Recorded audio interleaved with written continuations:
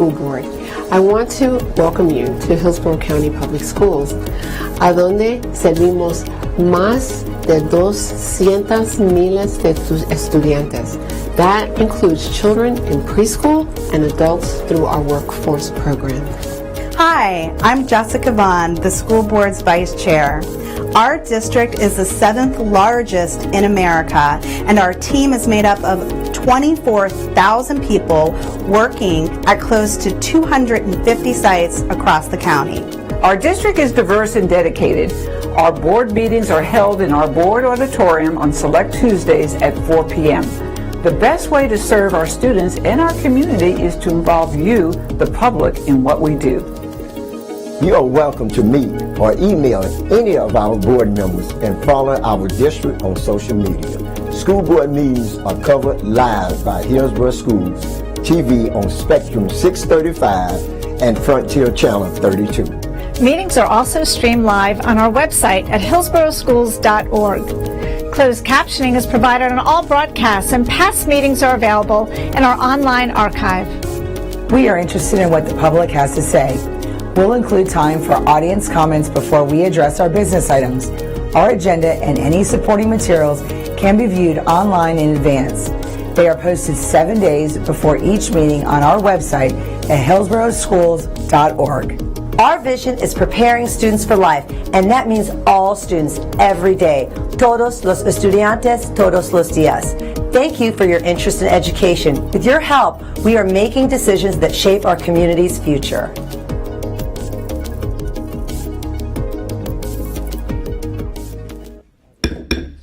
The board meeting of January 23, 2024 is now called to order. Member Vaughn will now lead us in a moment of silence, followed by the Pledge of Allegiance. Thank you. Please join me in a moment of silence.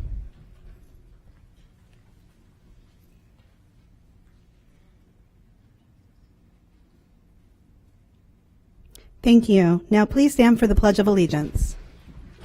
I pledge allegiance to the flag of the United States of America and to the republic for which it stands, one nation, under God, indivisible, with liberty and justice for all.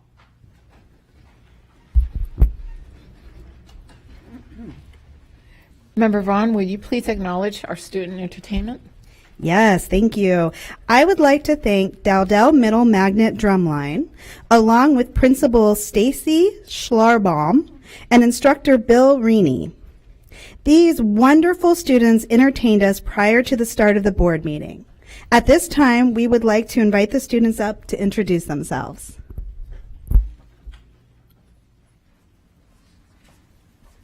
Hi, my name is Michael Esteves. I'm in the 8th grade and I play snare drum.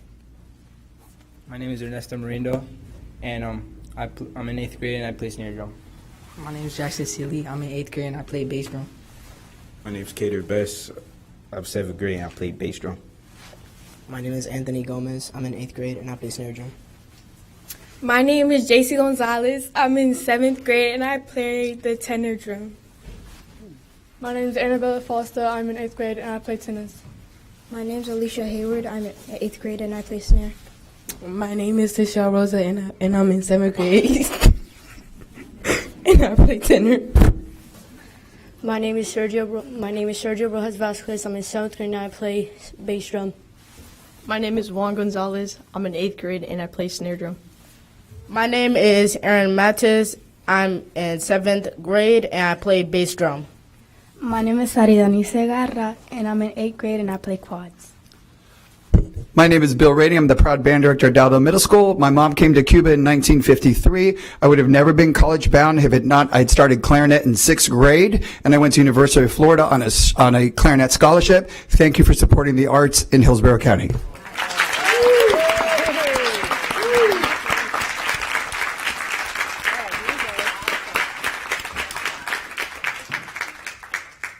If any parents want to come to the front to take a quick picture.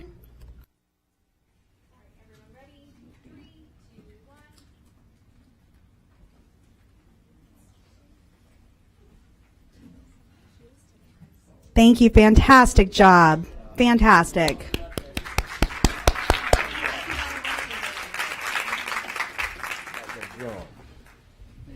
Great job, you guys.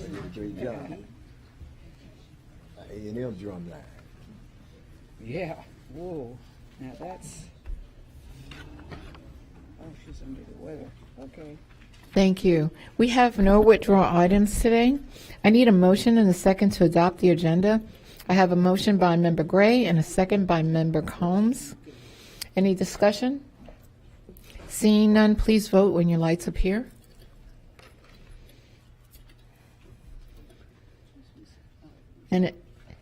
And it passes unanimously. Let the record reflect that all board members are present. We have one set of minutes to approve today, January 9th, 2024, school board meeting. I need a motion and a second to approve the minutes. I have a motion by Member Washington and a second by Member Vaughn. Any discussion? Please vote. If not, please vote when you see your lights appear.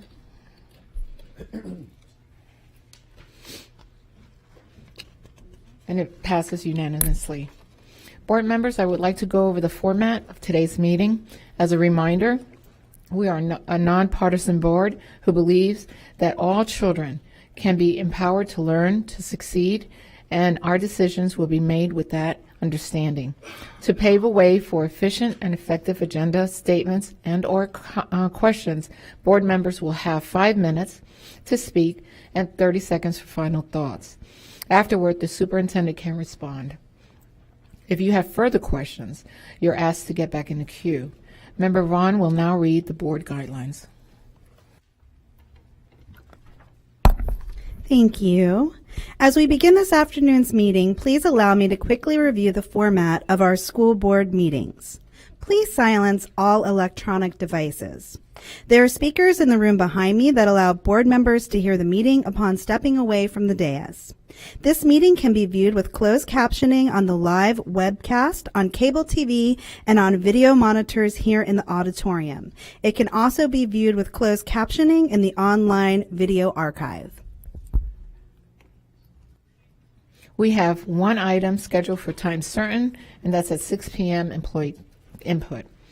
The board welcomes comments from citizens and values your input to the board. In order to provide the most comprehensive response to your comments, our staff will follow up with you and will keep our board informed about the responses. Our school board respects the public's right to speak to the board, and we appreciate you taking your time to be here. However, it is requested that when you address the board, comments not be directed personally against a board member or staff member, but rather directed at the issues. Any behavior intended to interrupt the orderly conduct of this meeting will not be allowed. Our civility policy is in place. When addressing the board, please state your name, speak clearly into the microphone. This afternoon, each speaker will have 3 minutes. Reminder that your 3 minutes start when you begin speaking. When there are 30 seconds left, you will see a yellow light on the lectern. A red light and a chime will indicate when your time is up. I will now call up the first 5 speakers.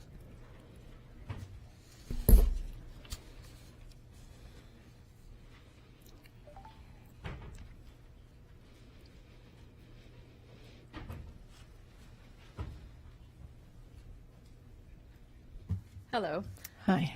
I'm Jessica McNeve, and I will be speaking on behalf of Ms. McConnell, a 3rd grade teacher at Apollo Beach. School board members, ladies and gentlemen, I have been teaching in Hillsborough County Public School for over 16 years, specifically at Apollo Beach for 10. I love working at the school filled with amazing colleagues that is supported by our community. There are many reasons why our school should be considered for a K-8 expansion. 2 of the many reasons are congestion and connection. Let's first start by congestion. If you've been to South Hillsborough County in the last 5 years, you know I'm not talking about coughs or colds. Traffic has become a major problem, and with the rapid growth in residential housing, it will not get better in the near term. The current option for 6th through 8th grade for our students are too far away for any students to bike or walk to school. While buses are available for those who attend public school, many opt for charter schools or a magnet school with no busing options. This means that parents must drive or arrange rides for their students, adding to our traffic congestion problem. I have had elementary school students who have frequently signed out early students because their parents must pick up middle schoolers or want to, quote, beat the car line. My biggest concern for our students, however, is not traffic, it is sense of connection. They are not able to keep it, they are forced to change schools at such a young age. According to numerous sources, including the National Institute of Health, children who, quote, feel connected to people and institutions in their communities may be buffered from the other risk factors in their lives, end quote. Our school does this very well. Our kids are part of a caring community where they feel comfortable with both adults and other students. In the past, there were many students who attended Apollo Beach from kindergarten through 5th grade. In recent years, I have noticed a trend of students leaving after 3rd or 4th grade. Their parents want to secure a, quote, spot so that they are able to attend charter schools that is closer to their home. As a teacher, this breaks my heart. As a student, they're separated from their friends and must start again in new places with new adults. They may or may not make those precious connections so vital as they approach all the struggles that even the most well-adjusted middle schoolers experience. Expanding our school to include 6th through 8th grade would allow parents to keep their kids in Apollo Beach, where we were able to build upon strong connections that our kids have already. Thank you, Ms. McConnell, 3rd grade. Thank you. Next speaker.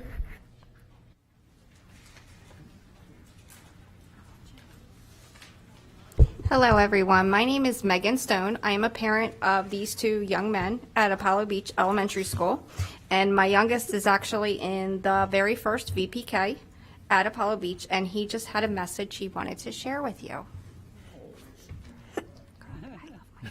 First speaking debut. I love my school. Can you make it bigger? Can you make it bigger? Thank you for your time. Thank you. Next speaker. Hello, my name is Amber Mills. I've been selling real estate in Apollo Beach for 24 years now. Prior to that, as a child, I attended Apollo Beach Elementary, then Eisenhower, and graduated East Bay. My son also went to those schools, and I now have 2 grandsons that will be entering kindergarten at Apollo Beach in the next couple of years. When you even look across the street from my house, out my kitchen window, I can see the school in plain sight. I'm also a substitute teacher at Apollo Beach Elementary, so needless to say, what happens to this school is very important to me for sentimental reasons as well as for real estate needs. Having a huge waterfront tax base within Apollo Beach, you wouldn't really know it by driving down Apollo Beach Boulevard that's littered with potholes, lack of landscaping, and broken sidewalks. It seems our town is often overlooked in areas of improvement. For example, my broker just recently asked to get approvals for 44 new waterfront home sites to be developed, but we were denied by the county, citing there isn't enough school space to accommodate the growth, and that's only 44 homes. Yet instead of a new school, we get our prime US Highway 41 real estate used for a large bus parking lot for all the surrounding schools. So my question is, why would we not take the Class Act amazing culture Apollo Beach Elementary has and expand it to provide a true Apollo Beach residents a much needed middle school on land that's already readily available on the west side of 41? I'm confident that the culture within Apollo Beach Elementary would expand to allow for our town to have another A-rated middle school that would support growth, increase the tax base further, and would make our town a destination for families who want successful educations for their children. I'm supporting the K-8 initiative and feel it's long overdue and a realistic answer to a much-needed problem. Thank you. Thank you. Next speaker. Hello, everyone. Good afternoon. My name is Emily Pickett, and I'm a mom of two boys at Tampa Palms Elementary School. I'm also the PTA president there, and I'm the Florida organizer for Moms Clean Air Force. Moms Clean Air Force is a community of more than 1.5 million moms and dads united to protect children from air pollution and climate change. We have 186,000 members here in the state of Florida. I'm here today on behalf of Moms Clean Air Force to thank you for applying to the Environmental Protection Agency's Clean School Bus Program and to congratulate you on the $7.9 million grant that you were recently awarded for 20 electric school buses. Tampa has the most polluted air in all of Florida, and the transportation industry is the leading source of pollution in the form of greenhouse gas emissions. The big yellow diesel buses that currently transport our children to and from school each day contribute significantly to this pollution. They spew massive amounts of tailpipe pollution into the air, contributing to health problems like asthma and even cancer. And what's worse is that the air inside a bus is frequently more toxic than the air behind it. So this means children and bus drivers are stuck inside a polluted cabin every day when they ride the bus. So through the adoption of electric school buses, which have zero emissions, our kids and bus drivers will breathe cleaner air each day on their commute to and from school. Our communities will have less air pollution, and Hillsborough County will show its commitment to decreasing its contributions to climate warming greenhouse gases. So thank you for the opportunity to speak today and celebrate this district's award for electric school buses. Thank you. Will speakers 6 through 8 please line up? Next speaker, please. Good afternoon. Well, I would like to issue another explicit content warning. I'm Julie Gebhards, and tomorrow at 9 a.m. the district committee will hold a public meeting to decide if they will keep this book, Identical by Ellen Hopkins, in the Newsom School Library. This decision won't impact the other 24 schools that it will still remain in, regardless of that decision that happens tomorrow. Judging by the pattern of book challenges thus far, the book will probably remain at Newsom despite repeated traumatic child rape, excessive drug use, suicidal ideation, BDSM, and many descriptive sex scenes. These are the themes of the book, literally almost on every page. The Newsom School Review Committee, composed of 7 members chosen by the media specialists, who also chose the book for her library, convened in November and unanimously decided to retain the book. The committee convened and called it a cautionary tale. That's the way that they kind of excused the despicable content in this book. Wikipedia defines cautionary tale as having 3 parts: a warning of danger, then the narrative is told, and then someone performs that forbidden act, and then finally the violator comes to an unpleasant fate. That's not what we see happening in this book. We just see a matrix of an incredible amount of toxic behavior, self-harm, bulimia, cutting multiple times, suicidal ideation, prescription drug abuse, stealing parents' hard liquor. The glorification of all these things is in this book. She trades sex for drugs, and there's things like this. Most of all, I like my belly emptied, even temporarily, of food, of fat, of pain.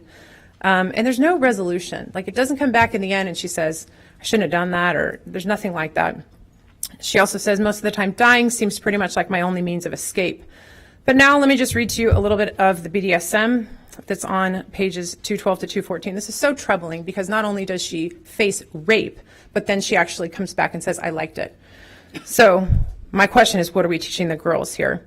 I noticed the nylon cord, one end tied to the headboard. His voice is almost a snarl, and he says, this is one of my favorite games. He wraps the rope around my wrist, knots it tightly.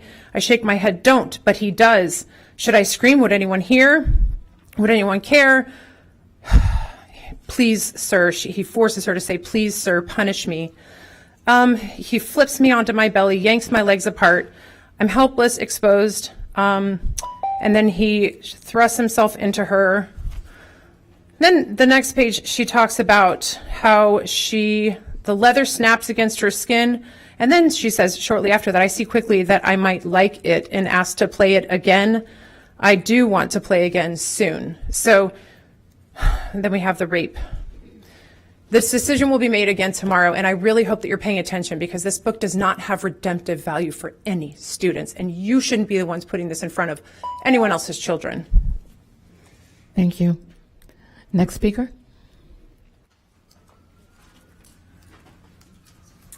Hello, I'm Natalie Bailey. I'm going to be reading a letter from a 4th grade student that used to attend Apollo Beach.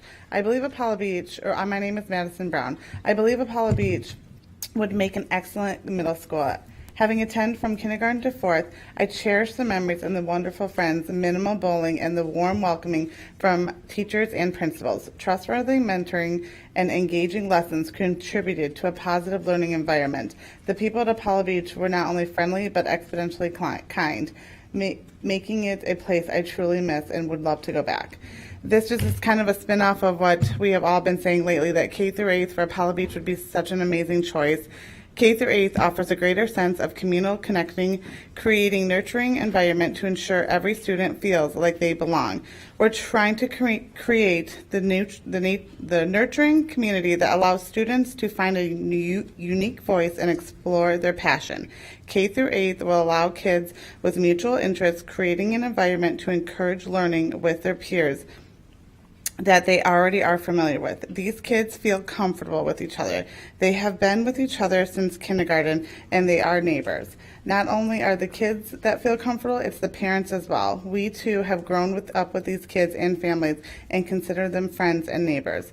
We all feel safe as we are respected and have the same goals and values. We build positive relationships with the community around our school. K through 8th would help create a safe and supportive environment to our school by emphasizing aspects of our school environment that encourages students to be more engaged in their school life and feel comfortable and to important adults at school and at home. Kids have already built trust with their school, with their teachers, and their peer. It's really sad to see that they have to let this go. K through 8th would be an easy transition. Apollo Beach is not the little town that it once was. We're a growing community, and we are continuing to grow. We see that right now. We are rapid growth in residential homes, townhouses, and we're continuing more and more development with families moving into the Apollo Beach area. In addition to the home growth, we have seen an increase of restaurants, fast food, grocery stores, hospitals, roads, but not in our public schools. We simply do not have the public school option for kids in this growing community. We are so grateful that you gave us your ears to hear so many families stress, and we really hope you consider Apollo Beach to be a K through 8th. We are all in panic mode as the school year is fastly ending and charter schools are filling up. Thank you. Thank you. Next speaker. How you doing? My name is Derek Bailey. I'm here to talk about a prime example of how we have some kids that we're losing money in the public school system because they're going to charter schools and they're going earlier than they actually should be. So this is a letter from Sophia. She's a 5th grader who no longer goes to Apollo Beach because they had to secure a spot for her and her younger sister at a charter school to be together so that they could actually be together. So here's why I think Apollo Beach Elementary should be upgraded to have higher grades allowed. Apollo Beach Elementary has always been a perfect school for me and my sister. Now that I'm in 5th grade, I will unfortunately not be able to attend school with my sister unless it's upgraded to allow higher grades.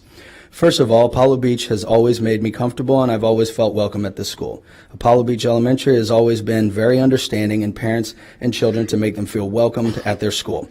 I really like how I will be able to see my sister too and not be separated and going to different schools if we can make this a K through 8. Secondly, it would really help other parents. Many parents around the area may struggle to find a school for their kids. York already has so many kids attending the school and there's a low chance anyone will be accepted with this large amount of attending students. Parents living around here may be struggling a lot with this problem, so if Apollo Beach Elementary was open to a K through 8, then it would relieve many parents and kids from the struggle and worry and take a huge weight off their shoulders. Me and my family have always loved Apollo Beach Elementary, and it would be a wish come true to return to this school, not only for myself, but with my sister. Me and my sister would feel more comfortable and happy to return. It would be much more familiar to us, and we would know our surroundings better. I would be with my sister in the first year of middle school, and it would be hard for me to go without her. So to summarize, many parents and kids would be comfortable with the school and feel welcomed. It would build the community school to be a stronger and a tremendous amount, and would relieve a ton of problems. It's also going to help to build our community as you guys already know, it's growing very, very quickly.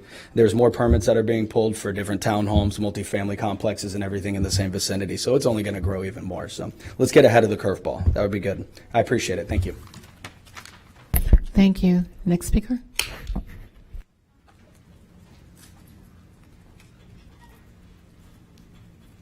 Good afternoon. Hi. My name is Lisette Bonanno. I'm candidate for District 67's Florida State House, and I am a constitutional candidate. I'm here today not only to introduce myself as a candidate, but also to let you know where I stand on certain things here. So we know that the school needs an additional funding for math mediation. Passing rates for standard algebra tests are 30 to 32%. This is unacceptable. Also, I am for removing all porn out of school libraries. We're all adults here, and I'm concerned as a grandma, and only was I mom, grandma. I'm also a retired war veteran, and I decided not to retire, decided to stand up for our children, and this is about protecting their minds and keeping them safe. You know, my parents didn't have to worry about me or my siblings when we were at school, what we were learning. They knew it was about reading, writing, and arithmetic. We need to bring that back into school and stop all this other nonsense and bring in additional ideologies into the curriculum and make it even more difficult even for the teachers to present to the students, okay? We need to keep our children safe, their minds innocent, and we need to be the ones to do that here. We need to keep the focus on our children and meeting authentic academic standards. Thank you. Thank you.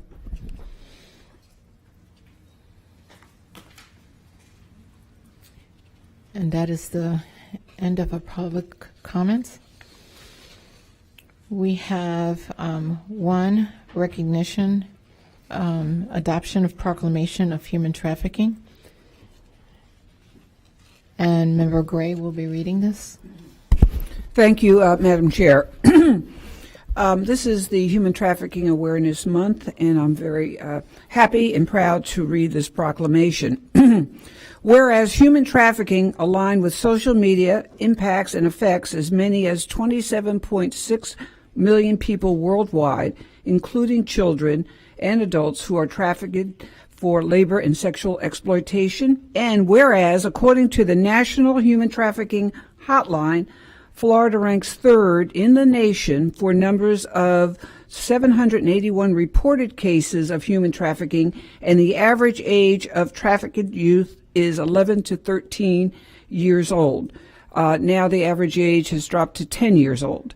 Whereas the Hillsborough County Public School teachers, support staff, administrators, school resource officers, parents, and community stakeholders play a critical role in recognizing potential human trafficking and in helping potential victims assess specialized services. And whereas the School Board of Hillsborough County recognizes the risk factors of vulnerable youth and chooses to educate students and the community about the warning signs of human trafficking and the increased use of social media as a platform to contact, recruit, and gain information about their victims, and now therefore be proclaimed that the School Board of Hillsborough County, in partnership with the City of Tampa, Hillsborough County Sheriff Office, the Federal Bureau of Investigations, and our community partners and our Hillsborough County Public School staff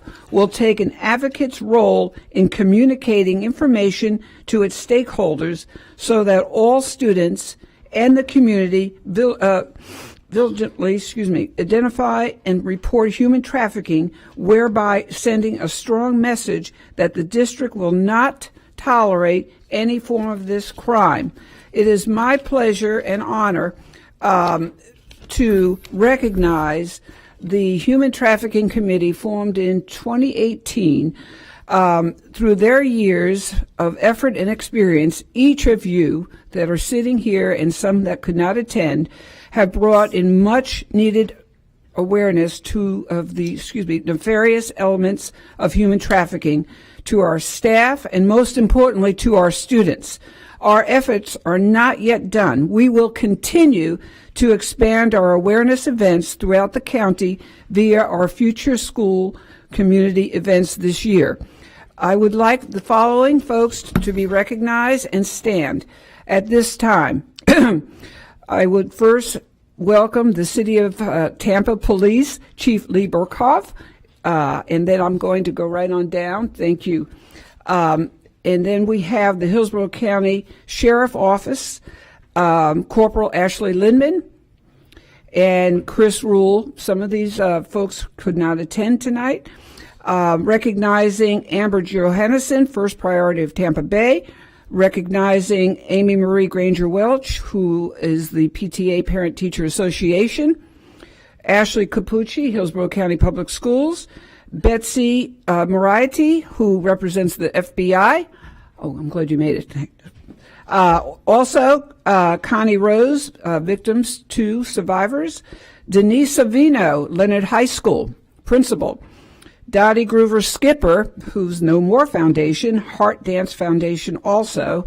Drusy Diaz Phillips from Hillsborough County Public Schools. Isha Patel, I don't think she's able to come tonight, but we'll see her soon. Jan Edwards, Paving the Way Foundation. Hey, Caitlin. Jeanette Mata, Meal and Canella Foundation. Jessica De La Preta, who's Hillsborough County Public Schools. Jessica, stand up. June Wallace, Shared Hope Organization. Kate Popa, the No More Foundation. Leslie Lopez. Kelly Brennan, Hillsborough County Public Schools. Ken Hart. Veronica Schmidt Gomez. Laura Cross, who's our communication expert. Mary Brown Joseph, Shields Middle School, now at Brandon High School, guidance counselor. Maya Rivera, Hillsborough County Sheriff Office, and she is here, wherever she is. Yes, I think she's here. Maya? Oh, she had to leave. Okay. Melissa Magato, Alva Simmons, Nancy Hartwell. My pleasure also, Sylvia Albritton. And this is last, but probably not the least, Natalie Vasquez. So if you all can give him a big hand.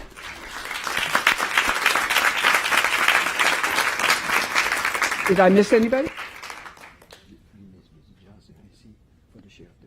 Oh, the Sheriff's Department? Who did I miss? I'm sorry. Miss Johnson? Oh, I don't think. Yeah, I announced her. Okay. Yeah, I've got everybody. I've got the voices coming in just to make sure that I didn't mess up. And we want to really thank also not only our wonderful school board members who absolutely are with us on the same page, but also our superintendent Van Ayers for being extremely supportive and coming to some of the events. I'm done. Thank you. Thank you, Member Gray. I need a motion and a second to approve Human Trafficking Awareness Month, January 2024. I have a motion by Member Combs and a second by Member Vaughn. Any discussion? Member Combs? Thank you. Thank you, Member Gray. As Member Gray said, Florida is the number 3rd in the nation for the number of reports of national human trafficking using the hotline. And Tampa consistently ranks among the highest cities in the nation for the prevalence of human trafficking. And since 2020, the internet has become the top recruitment location of all forms of trafficking. So often it's through the phones where people are being groomed. And human trafficking is a $150 billion global criminal enterprise. So we need all hands on deck. And I want to thank you, Member Gray, for your leadership since 2018 and all these individuals out here. It definitely takes a team. I've been to one of the parent outreach, community outreach events, which was amazing. And even bringing students in who are working on that. We have a student right now who coming from a private school who's joined from Berkeley, from Isha Patel, who's also working. So this is everybody hands on deck, doesn't matter public, private, charter school. Our kids are so vulnerable at all these ages, and you're seeing this over and over and over again, not just adults, but children. And so those are the most vulnerable people. So I want to thank everyone here, and I want to thank you, Member Gray, for all your work on this, for your monthly meetings, as well as all your parent outreach, and there's numerous ones going on throughout the year. So please attend those and get informed and keep your children informed of what's happening. Thank you. Thank you, Member Combs. Member Vaughn? Thank you, Madam Chair. I just want to say thank you to everyone who works so hard to make sure that we're keeping not only our children, our youth, but all of our community members safe. And I know it's a lot to volunteer and to organize, so just thank you so much for the work that you do.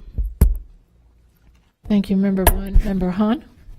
Thank you, Chair Perez.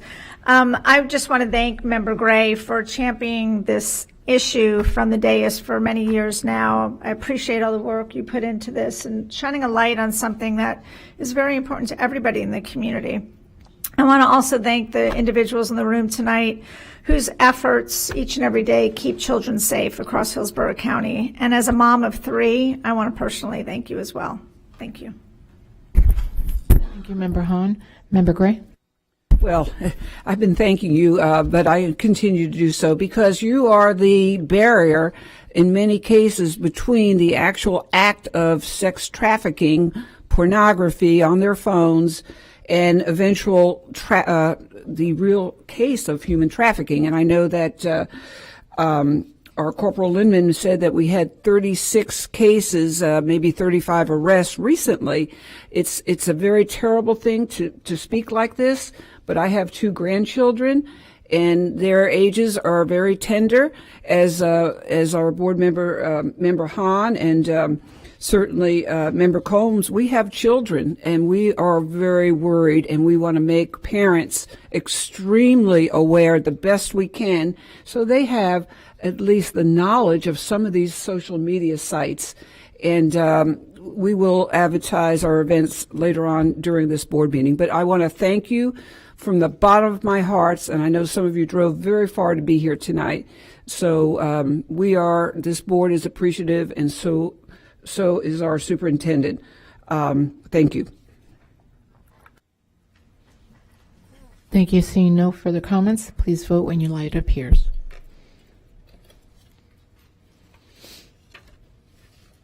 And it passes unanimously. Thank you.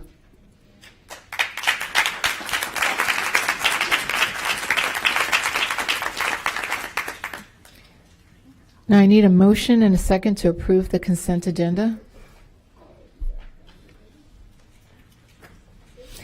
I have a motion by Member Combs and a second by Member Vaughn.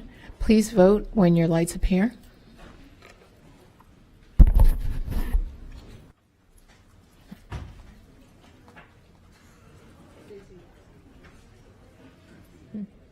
And it passes unanimously. The consent agenda has been approved. Now we will the following items will be heard. C201, C202, C203, C301, C601, C701, C702, C703.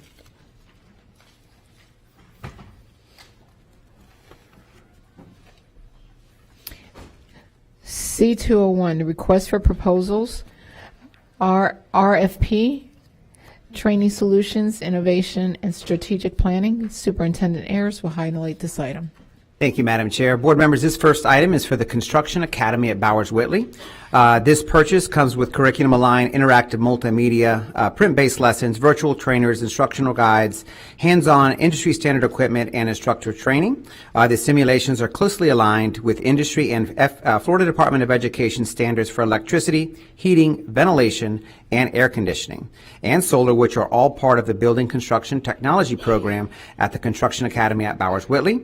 We expect that implementing advanced technology will increase enrollment at Bowers-Whitley and industry certifications in various programs in the Construction Academy at Bowers-Whitley in the current and future school years. I need a motion and a second to approve item C201. I have a motion by Member Gray and a second by Member Washington. Member Combs, you pulled this item. Do you have a question or comment? Yes. Thank you, Member Prez. I just wanted to have a couple comments on this. I really want to thank the leadership of Chris Jargo and Scott Brooks.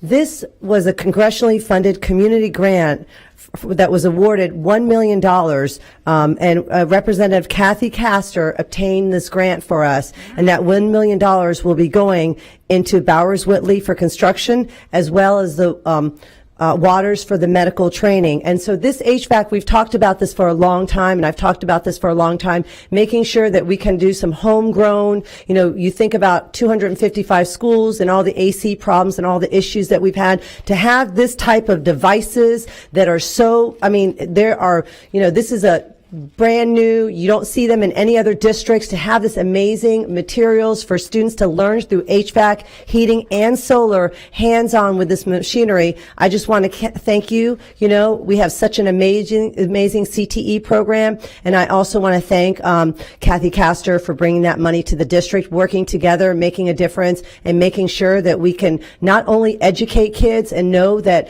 technical and vocational programs are really what the future needs. You know, you're not going to have any, you're going to end up having people who have hands-on jobs. They can make a future. They can take care of their families. And it's very, very important that we're going in that direction. And I want to thank the CTE program for everything you do. Thank you. Thank you. Seeing no further comments, please vote when your light appears.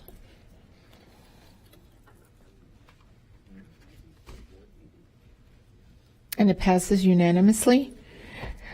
Next item is C202, contract renewal approval for Walton Academy for Performing Arts, Innovation and Strategic Planning. Superintendent will highlight this item.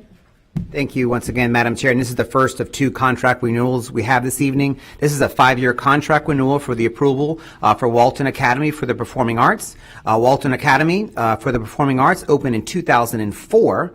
School is a performing arts school serving 143 students in grades K to 5. The present contract expires June 30th of this year, and the school is located at 4817 North Florida Avenue, and the school earned a grade of A in the 21-22 school year. Florida statute permits the renewal of a charter school contract for schools that have completed their contract terms in accordance with Florida statute. A comprehensive program review report is included, which provides the board with ratings on a set of criteria evaluating the operational, financial, and governing performance of the school. All ratings were satisfactory with 7 recommendation. And like I mentioned earlier, Walton Academy for the Performing Arts has requested a contract renewal of 5 years. So that is the agenda item for contract renewal for Walton. We're here for any questions. Of course, Ms. DeLange is here as well. There she is over there. If any further questions regarding this contract renewal. Thank you. I need a motion and a second to approve item C202. I have a motion by Member Combs and a second by Member Washington. Member Rendon and Member Vaughn pulled this item. Do you have questions or comments? Member Rendon? Yes, I just have a comment. So I had the pleasure of meeting with the principal, Ms. Walton, also the founder of the Walton Academy for the Performing Arts. I just want to say the time and effort that she has put in and the dedication she's put in to the students and the community that she lives in is just tremendous. The students were energized and excited to be at school. They love to show their gift and present that to the community, as well as longevity of their teachers. It is a true community and a true home to where she's at. She does a phenomenal job of organizing and giving a spirit of community every time someone walks through that door. They've revisited and brought in their parents to continue to be a vital role within the school. And so I just want to thank them for their efforts and what they've done. And it's a true honor to have be able to vote on this today. Thank you, Member Rendon. Member Vaughn? Thank you. I wish we had a little more data because the grade kind of varies from not having a grade due to COVID and then having an A grade, and then, you know, I'm assuming they're held accountable to the same standards as we were, where their grade doesn't show growth because it's a new test. So it's just, you know, if students are on level. But one thing I think that this highlights, because I was looking over the demographics, is what an impact a performing arts can have on our community and how important that is. And I think that as much as we talk about how we have to be competitive, this is good motivation and good data to say that we should expand our performing arts, and that, you know, our arts program do go hand in hand with student success. So again, I wish there was some more data, but because, you know, it seems like they had an A and now a C, I think that really highlights how important arts are in our school, and, you know, how for so many kids the chance to perform or being able to follow their passion really connects them to school and gives them a reason to show up and do well. So I just wanted to highlight that. Thank you. Thank you, Member Vaughn. Seeing no other comments, please vote when your light appears.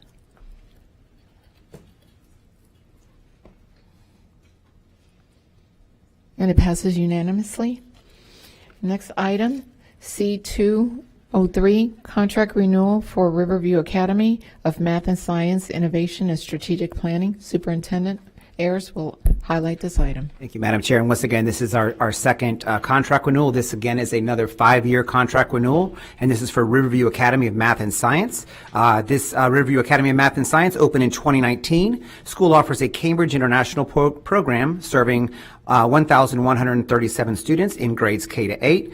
The present contract expires June 30th of this year, and the school is located at 9906 Sims Road in Riverview. The school earned a grade of a B the 21-22 school year, and to Ms. Vaughn's point earlier, in the 22-23 on the baseline, they received an A for the 22-23 school year.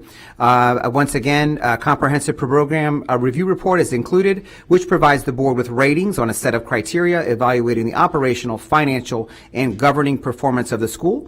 All ratings were satisfactory with 2 recommendations, and that is the highlight of 203. I need a motion and a second to approve item C203. I have a motion by Member Rendon and a second by Member Washington. Member Rendon and Member Vaughn pull this item. Member Rendon, do you have any questions or comments? Yeah, I just have a continuation of comments. Every community is different, and every family is different, and every child's different. Everyone has different needs, and both of these schools are examples of meeting the needs of a child, especially in their community. Both of these schools are community-based schools. They integrate the community in everything that they do and what they do, as well as performing high academically. I had the privilege of going out and meeting with Riverview Academy, as I did with Walton, and the teachers are dedicated as all of our other teachers. The students are happy. They're exploring new things. They're building better grounds, building better relationships. And so I want to thank the administration of Riverview Academy for allowing me to come out and visit, as did Walton Academy. And so it's an honor for me to be able to give options and choices to our students all over the district. And each one of these schools are meeting the needs of their community and their students. Thank you, Member Rendon. Member Vaughn? Thank you, Madam Chair. I just had some questions because this is they're implementing the Cambridge curriculum. Is that correct? That's correct.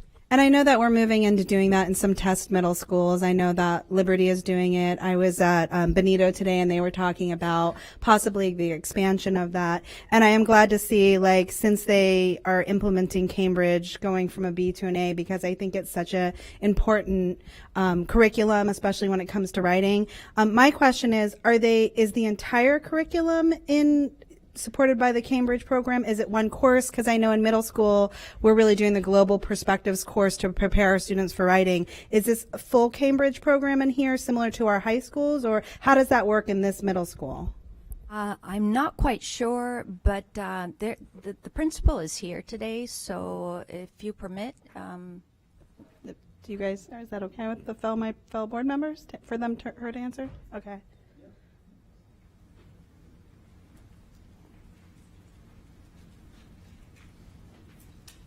This is the principal, Marcy Ringdahl.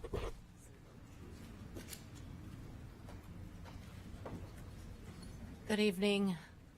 Hi. I'm happy to be here. I'm happy to answer any questions about the Cambridge program as well. I understand that you're curious as to what it looks like.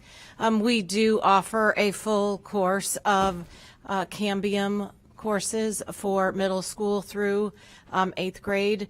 It is a track for our students who will eventually go on to the ACE diploma for Cambridge International. Our K through 5 also focuses on Cambridge style teaching, and we have Global Perspectives programs that we run. We run those every quarter, or as often as the teacher would like to do them in the classroom. Those Global Perspectives are very student-centered, teacher-facilitated, problem-solving type lessons that are very engaging and create a very intellectual analyzation of the problem and the solution. Okay, I just have one more question. I appreciate you coming to speak to that. Are there, since you say you offer it in the full range, is there a chance that if they transition onto a high school that offers it, they have to take the classes again? Because I've been told that's one of the concerns in offering it fully in our middle school is some of the classes you would have to repeat in high school. Is that not the case if you offer it fully in middle? I really can't answer that. Okay. With adequacy, since it is a an 8th grade transitional, I do know that we do have the program that goes up through at Bell Creek up through 12th grade. I don't know what the transfer looks like. Okay, thank you. I appreciate Happy it. to get that for you. Okay, thank you. I appreciate it. That's all my questions. Thank you, Chair. Thank you, Member Vaughn. Seeing no other questions or comments, please vote when your light appears. And it passes unanimously. Next item is C301, sole source, purchase and addendum to Memorandum of Agreement, MOA, between Feeding Tampa Bay and the School Board of Hillsborough County, Florida. Student support and federal programs. Superintendent Ayers will highlight this item. Thank you, Madam Chair. This amendment is to continue the partnership with Feeding Tampa Bay that provide additional resources to directly support our food pantries to our 8 community schools to targeted families and their children. And these schools, Broward Elementary, McDonald Elementary, Potter, Greco Middle, Gibsonton Elementary, Foster Elementary, and Jennings Middle School. Our current Feeding Tampa Bay sites will extend their partnership for another year. Brandon High School, one of our newest community schools, will be initiating their partnership with Feeding Tampa Bay. All 8 community schools are eligible for CEP, and CEP is a provision that allows eligible schools to offer a non-pricing meal service to all students at no charge for breakfast and lunch. CEP allows students that predominantly serve low-income children to offer free nutritious school meals to all students through the National School Lunch Program and School Breakfast Program. This partnership with Feeding Tampa Bay will go beyond free breakfast and lunch for students. This program is to help alleviate hunger through provision of consistent food targeted to families and their children. These food pantries at community schools will provide a more readily accessible source of food, assistance to low-income individuals and families. And that is item 301. Thank you, Superintendent. I need a motion and a second to approve item C301. I have a motion by Member Gray and a second by Member Vaughn. Member Gray and Member Combs, you pulled this item. Do you have any questions or comments? Member Gray? Well, this is just, and this is a lovely evening because we're thanking a lot of agencies and a lot of folks that are, need to be mentioned. So here's my big thanks also to Feeding Tampa Bay. I mean, they're expanding their pantries. They're serving now fresh food versus just canned food. And I have to say, increasing those food pantries, adding more to our food pantries in areas known as the food deserts, where children and families do not have the option necessarily to obtain fresh lettuce and tomatoes and all those items. So I have to say they are moving forward and staying very relevant to the needs of our marginalized communities. And Superintendent Van Ayers, what you said too, they're in partnership with the community eligible provision, meaning that now the students have free breakfast and lunch, and so this goes a long way for their food security and their needs. Thank you, Feeding Tampa Bay. Thank you. Thank you, Member Gray. Member Combs? Thank you. I also recently, especially in the last year, I've become more involved with Feeding Tampa Bay. One of the board members, Clara Lawhead, lives near me, and I've become more and more involved, going to quite a few of their events. And a lot of my schools in town and country have been really supported by their food pantries, and it makes such a difference. Food insecurity is so real for so many people. I mean, we had a teacher come in here just a few weeks ago talking about that. Food insecurity is a big issue. So making sure that during holidays and during the weekends that we have that's really important. And I urge people who are out there in the community to also contact our state. Our state is one of the few states who's rejected the summer lunch program, and a lot of our students will be hungry this summer. So I really urge people to go out there and talk to them, contact, your local representatives, contact your senators and say, food insecurity is real, and make sure that our state does not reject that summer lunch program. That is very, very important for students. Thank you. Thank you, Member Combs. Member Vaughn? Thank you, Member Combs. I'm glad that you brought that up. That was something I wanted to touch on as well. First of all, thank you to Feeding Tampa Bay. How lucky are we to have such an amazing organization in our community that addresses food insecurity? We could talk about the statistics of food insecurity and how many of our community members don't have food, and it would be alarming, the amount of numbers. And today, again, I was at one of my schools talking with the student and nutrition staff, and we were talking about how important it is for students not to be hungry, just to be in a state to be ready to learn the information. You know, we talk about academics, we talk about instruction and driving instruction, but if a student's hungry and their stomach's growling and they can't focus because they don't have food to eat, they're not going to be in a state of learning. So we have to be realistic when we talk about the whole child and holistically what we need to do to have our students be in a state to be successful. And I have also read about 3 states rejecting possible free lunch and how important that is for our students. So thank you for urging our constituents to get involved and say that at the very least we should be known as a county and a state that wants to feed our hungry children. But not to take away from Feeding Tampa Bay and all that they do, not just to support our schools, but so many members in our communities. My son and I have volunteered there. They're one of the only places that allow children under 16 to volunteer. So if you're ever looking for a place to volunteer, they have Family Food Bank Night, where they allow everyone to come in from the family and stock the shelves, and it's a great event. So thank you so much for your partnership and everything that you do for our community. Thank you, Member Vaughn. Member Rendon? Yeah, thank you so much. You know, I want to echo my fellow board members when I thanking Feeding Tampa Bay. Not only is Feeding Tampa Bay an outlet for a food shortage within our community, but it's also a resource for many of our community members. Members of Focus Academy have the opportunity to have a work type experience there and able to be able to show that as a partner in which as they build their own resume to be able to go out in the community later. So Feeding Tampa Bay is not only giving to the needs of their community, but they're also giving back and providing opportunities to our unique ability of students. And so I want to thank them for that. Also, one of the things I want to challenge our district is this is one of our ESSER grants, and it's one of our the money that we have, and it's running out. ESSER will be done at the end of this year, and so I challenge our district to look for future grants, future opportunities or resources that we can make sure that we continue to provide these services, whether it's working in partnership with other community members or working in partnership with other grants. But I encourage our district to look for those additional resources so we can continue this type of support and resources for our students and their families. Thank you, Member Rendon. Member Hahn? Thank you, Member Perez. You know, I remember a time when I started teaching a very long time ago in the classroom, and schools had, if they wanted to provide this type of extra food to families, had to do it on their own. And then I remember it going into more community schools, and now it's so wonderful to see Feeding Tampa Bay in so many of our schools across the district. You know, this is something that my father used to talk to me about. He grew up very poor, and he used to talk about what it was like as a child to go hungry. And so it was a cause that was very near and dear to his heart. So I'm so thankful for this partnership. You know, school districts can't be everything to everyone unless we have partners. So Feeding Tampa Bay is certainly a valuable partner. So I'm so excited to approve this tonight. Thank you, Member Hahn. Member Washington?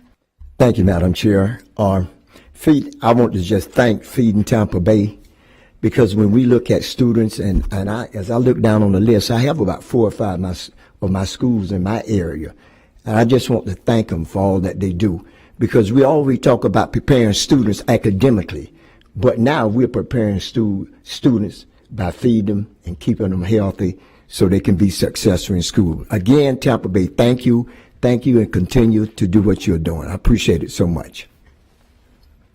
Thank you, Member Washington.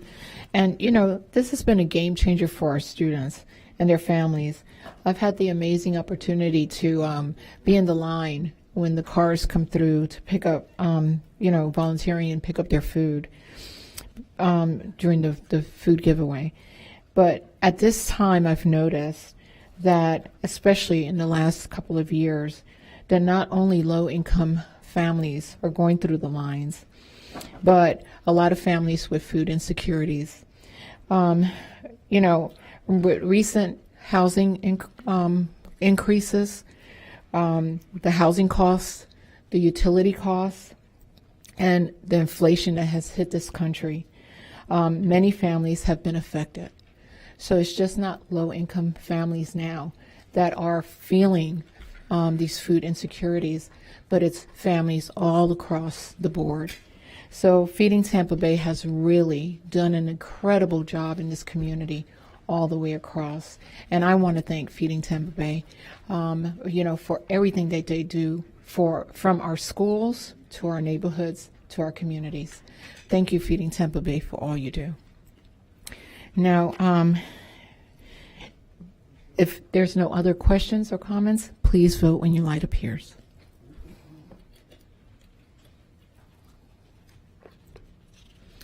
And it passes unanimously.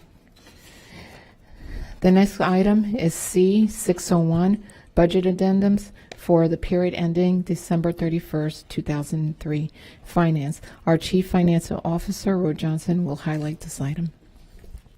Good evening, board members, superintendent, constituents. The Finance Department will give a brief presentation of the December budget amendment for the month of December 31st, 2023 by Susan Garcia, who's our General Manager of Budget. Thank you.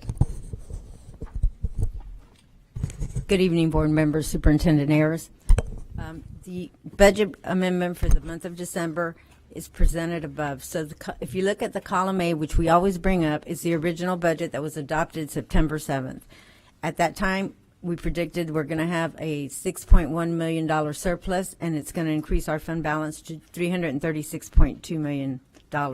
Column B is actually the revised budget for the month of November, and we still stand at the same place. Column C is December's budget amendment. We still are predicting a $6.1 million surplus and a $336.2 million ending fund balance. The change to the budget, however, increased by $1.3 million, and that was because we received a school mapping grant and a youth mental health grant.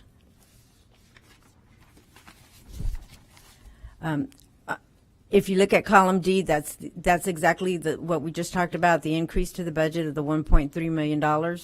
Column E shows actually the expenditures and the revenue we've received. So if you look at column E, you can see that we have received $993.6 million in revenue.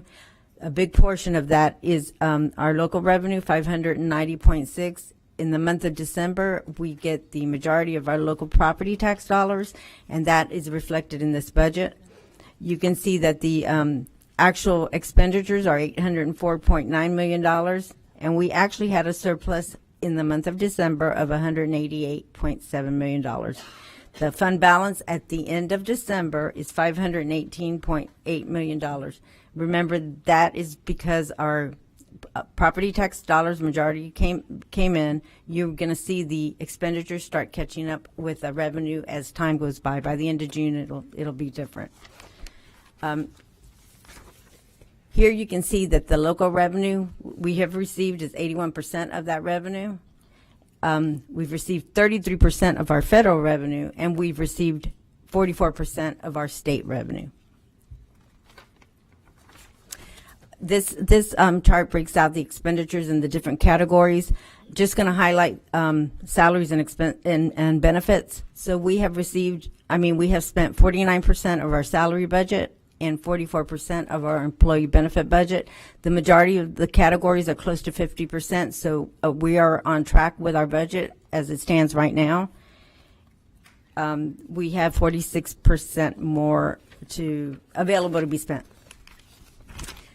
Okay, this last chart is really kind of one of my favorites to talk about.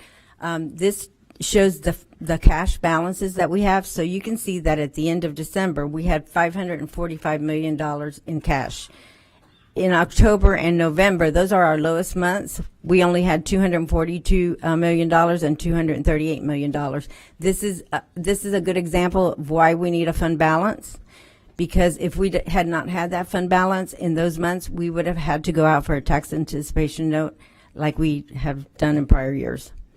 You can see that the bell-shaped curve is projected, so we are going to start decreasing as the expenditures catch up with the revenue. and we project to have a $331 million ending cash balance. I also would like to mention that we have not received our third calculation, so the budget will be changing as soon as we receive it. Hopefully we'll receive it this month, so you'll see it in February. However, if we don't receive it in January, you're going to have to wait till March. But we do anticipate some changes. We also have would like to highlight the fact that we have invested some dollars. Thank you, Ro. We invested $20 million in April in Treasury notes, and then we invested an additional $100 million in Treasury notes, anticipating a decrease in interest. So we were able to lock in the interest that we had, which was 5.48%. And we have received close to $1 million in interest to date just on these dollars. I did. Do you have any questions? I need a motion and a second to approve item C601. Member Vaughn. I have a motion by Member Vaughn and a second by Member Combs. Member Gray, you pulled this item. Do you have a question or comment? Thank you, Madam Chair. I do have a question, and actually it was taken right out of my mouth because I wanted to give big kudos again to Ms. Johnson, Susie Garcia, that we did invest $121 million in the Treasury bonds, and now we're getting $963,000 back with locking in that low interest rate. So anytime we talk about revenues, you know, it brings smiles to all of our faces and relief. I have a question, though, and this might entail Superintendent Van Ayers. When we look at the budget, we have to carefully always see places that we will save additional money, make additional money. And when we look at the schools that we closed, Superintendent Van Ayers, what money are we actually saving with these school closures? Yeah, so if you remember back to the agenda item at the end of May of 2023, it was that boundary adjustment that was made. It was a total of $13 million cost savings. $4 million of that was transportation costs, so a total of $13 million that the district will save into next school year. Ms. Johnson, just correct me if I'm wrong, 'cause I'm just going off the top of my head, but $13 million total, $4 million transportation of that $13 million for that boundary adjustment that was made and voted on by the board at the end of May of 2023, and that'll go into effect in the 24-25 school year. Okay, and this may not be, you might not have the answer, but it needs to be asked. So if we're looking at $13 million as a savings and transportation also, when we look down the road, will we get consequential more savings when these schools are actually closed? Or is this locked in? Certainly it's not locked in, but it's a question that is coming from the communities. And I just wanted to bring it open to this board.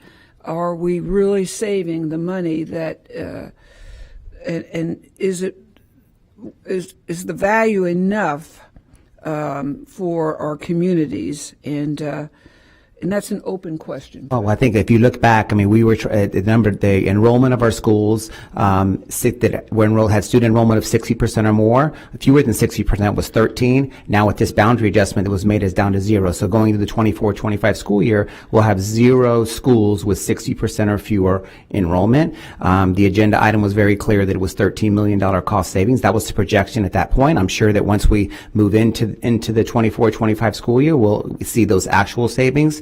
But no doubt the boundary adjustment that was made puts us in a much better financial condition moving into 24-25 to have schools that are not under enrolled. Okay, I thank yes, you. Ma'am. Appreciate it. Thank you, Member Gray. Member Vaughn?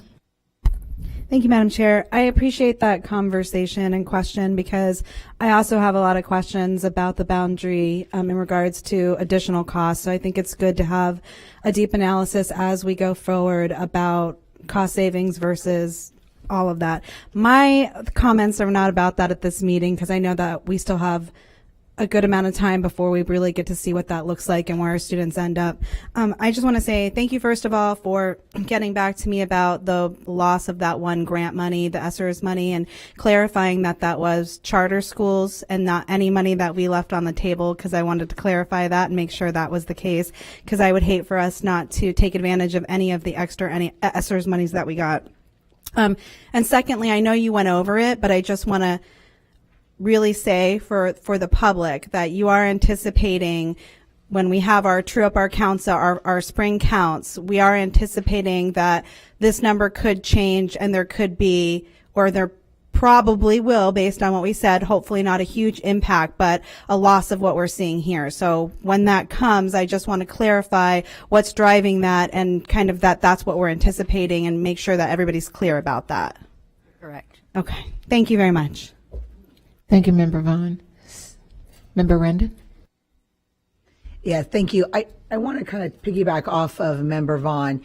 As you said, when we anticipate a possible loss, how many students are we looking at for that revenue? Approximately? It was around 200 and some students of loss. Thank you.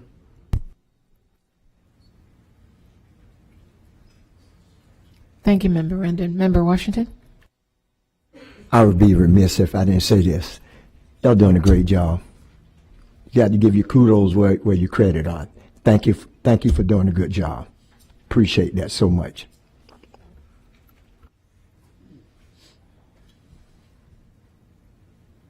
Seeing no further questions, comments, please vote when your light appears.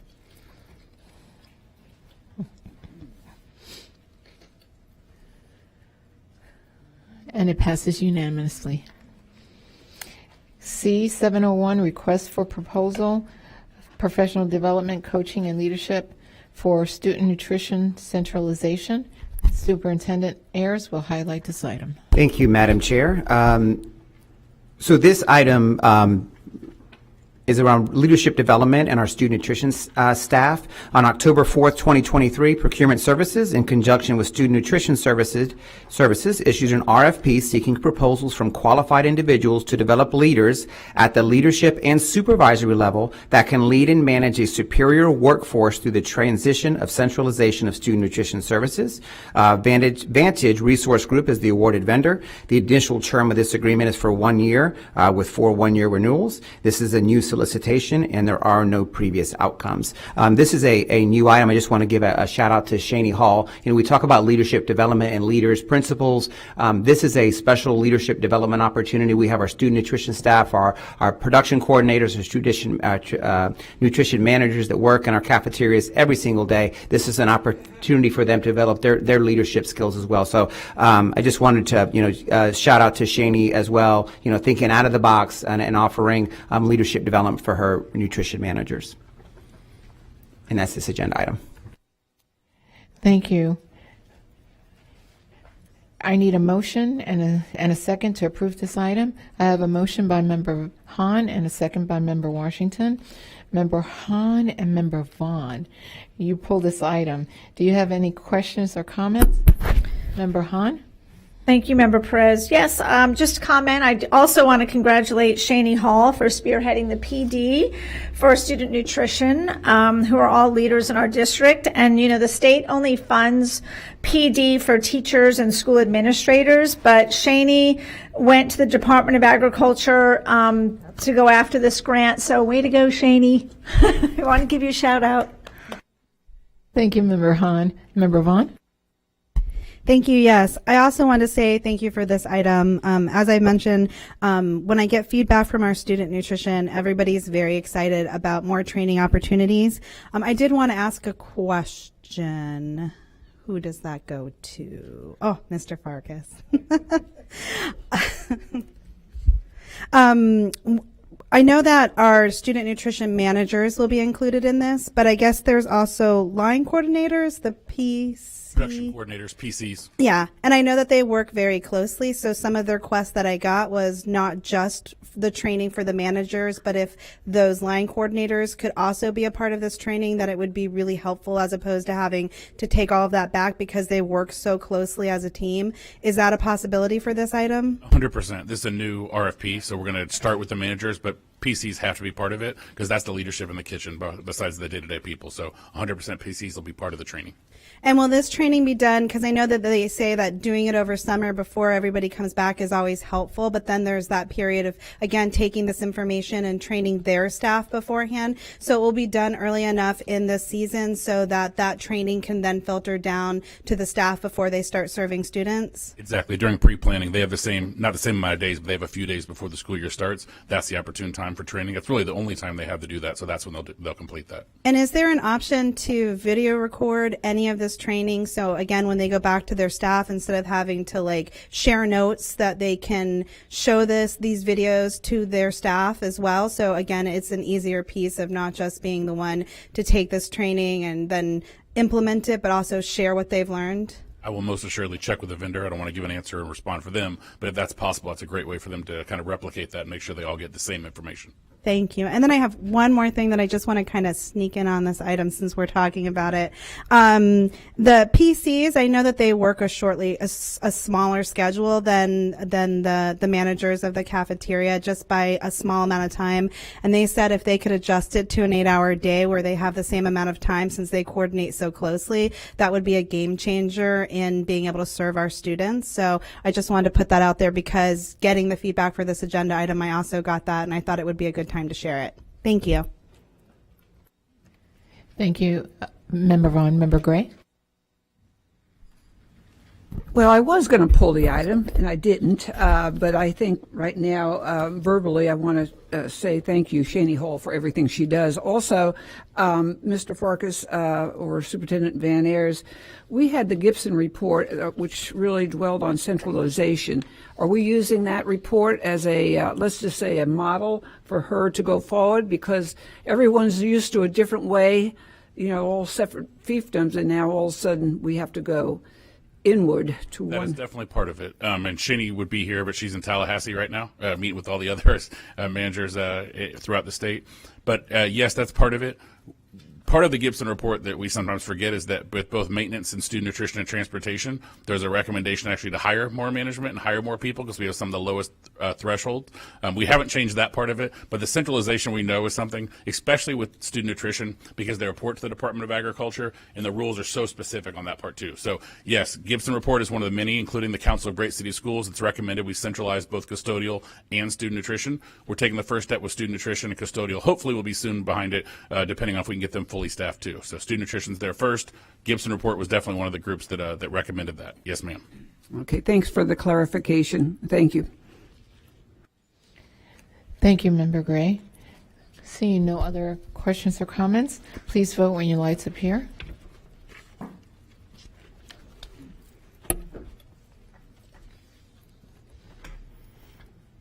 And it passes unanimously.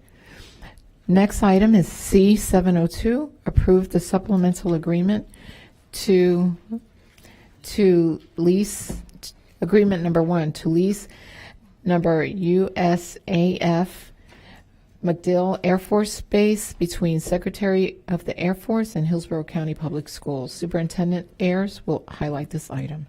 Thank you, Madam Chair. The Secretary of the Air Force and the Hillsborough County Public Schools seek to amend the terms of the 2017 lease from 25 years to 33 years, beginning January 1st, 2024, and ending December 31st, 2057. It is anticipated that with the approval of this lease agreement, the school district will receive an 80-20 grant from the federal government in the amount of $64 million for the construction of a new school known as Tinker K-8. I know, Dr. Hahn, you and I have spent a lot of time, years, and now Mr. Murillo over at the base working on this grant, and it's good to see this coming to fruition, hopefully here in the near future. But this lease will allow us to receive that amount of $64 million for the construction of that new school. I do think it's important to give a little bit of the history around Tinker. So if you just give me 1 second. The Department of Defense quitclaimed all school buildings located on MacDill Air Force Base for school purposes to Hillsborough County Public Schools in 1963 from the original building permit that was approved in 1951. The lease agreement of 1977 was approved for 25 years and expired in 2001. A supplemental agreement was approved for an additional 15 years, and in 2017, a new lease agreement was approved for 25 years. This supplemental lease agreement will amend the 2017 agreement, changing that term beginning 24 and ending in 2057 for a total of 33 years. And this all goes into conjunction that with the approval of this agreement, we'll receive that 80-20 grant from the federal government in the amount of $64 million. We spent a number of years at MacDill with MacDill Council for Educational Excellence as we, strive to, when Tinker went to a K, to improve the facility and building over at Tinker. So this is a long time coming. Mr. Farkas, anything else? No? Okay. Thank you, sir. I need a motion and a second to approve item C702. Member Hahn, I have a motion by Member Hahn and a second by Member Rendon. Member Hahn, you pulled this item. Do you have any questions or comments? Thank you, Member Perez. Yes, I'm very excited. This is a big night. We have been at this for a long time. So I do want to thank some folks that have been involved. This is just another multi-year step in the process that's getting us closer to the finish line for Tinker K-8. So I want to thank Mr. Farkas and his team for leading out this initiative, for their efforts. They've been instrumental in supporting our educational endeavors. I also want to thank definitely Superintendent Van Ayers. We worked together when you were in other positions in the district for the last 5 years on this, and I know it started a long time ago. So thank you so much for your continued support of this initiative. I also want to thank Marcus Marullo and Kim Sukash and the principal of Tinker, Principal Walters, for their time and effort. Their dedication to our military families and students truly makes a lasting impact on our military community. But the school district couldn't have done all this without wonderful community partners from across the board. So first I want to thank our MacDill partners, Colonel Bingham and Deputy Director Amy Doy and their teams who have been working closely with us on this project. They have made this project a priority, and I'm extremely grateful for them and their teams. I also want to thank our community, specifically the South Tampa Chamber of Commerce and the Tampa Bay Chamber of Commerce, who have advocated for funding of this school over the years, and their ongoing commitment to our students across so many initiatives over the years is truly commendable and vital for our school district's progress. Lastly, and most importantly, I want to express my sincere gratitude to Congresswoman Castor for the letter she shared and for her unwavering support of this project, as well as her overall dedication to military families and children over the years.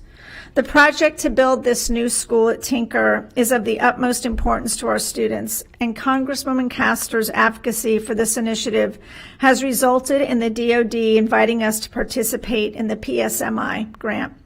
Thank you, Congresswoman Castor, for being a strong advocate for positive change and for prioritizing the needs of our students. So tonight I ask my board members to join me in supporting the extension of this lease between the school district and the Secretary of Education of the Air Force from 25 to 33 years, which will allow for the complete reconstruction of Tinker K-8 in accordance with the U.S. Department of Defense guidelines. Thank you all again, everybody who's had your hands in this. I'm beyond thrilled. Thank you, Member Hahn. Member Rendon? Well done, Member Hahn. I'm so sorry. I'm looking at Member Vaughn. Member Hahn, I don't know if many of our public understands that we have such an honor to have MacDill in our community. Each and every branch of our military has people represented at MacDill. And for this district to have the honor to provide them with a quality education, a quality school, to partner with our community partners of both the South Tampa Chamber, the Tampa Chamber, and other community members, along with our military bases, is just a true honor. And so thank you for Superintendent Ayers, Member Hahn, and all of the members of the district, of the base, and the member of the Air Force that have worked so diligently to make sure that we are providing members of our military a stable place that they know their children are going to get a good quality education by our Hillsborough County staff. And so thank you for everything you've done, along with all of our community members and our other staff. So thank you. Thank you, Member Rendon. Member Gray? Well, big time. Thank you, Member Hahn. And your work is finally revealing great income and a K through 8 to boot, which is a very stable educational path for the children of MacDill, certainly, and other locations. I want to thank also Digging Deep. Marcos, I know you've been working on it for quite some time, and that takes a lot of detail and endurance. Mr. Farkas as well, Congressman Castor, and of course the Tampa Chambers, and most of all, MacDill for being there for our district and our children. So thank you again, Member Hahn. This is a great addition, and it makes all of us feel a little bit more comfortable with our income as it relates to another K through 8, which is a great, that's great, great news. Thank you, Superintendent Van Ayers, as well. Thank you, Member Gray. Member Washington? Thank you, Madam Chair. And thank you. I want to thank you, Ms. Hahn, because I'm a former military person, and I know the importance of having an education, because military people move so much during their time in the service. And it's just great to have a school for the military, for the family to feel like they're wanted, because you have always, we've always made the families of the military feel like they're wanted, because it's so important. And I don't know who all was involved, but I can say thank all of you, because this is truly a great day in Hillsborough County. So again, thank you so much, all of you, for what you have done. Thank you. Thank you, Member Washington. Member Combs? Thank you. And Member Hahn, you did such a great job thanking everyone. But I just want to reiterate, thank you, Marcos Murillo, Mr. Farkas for operations. I mean, you do such a great job. This is something we've heard about from the beginning. Superintendent Ayers, the principal, MacDill Air Force Base, Chamber of Commerce. I'd like to thank the federal representatives for properly assessing and funding to get us here, particularly Kathy Castor for championing provisions in the annual defense bills to ensure that Tinker was properly assessed and moved up to the DoD priority funding list for public schools on military installations.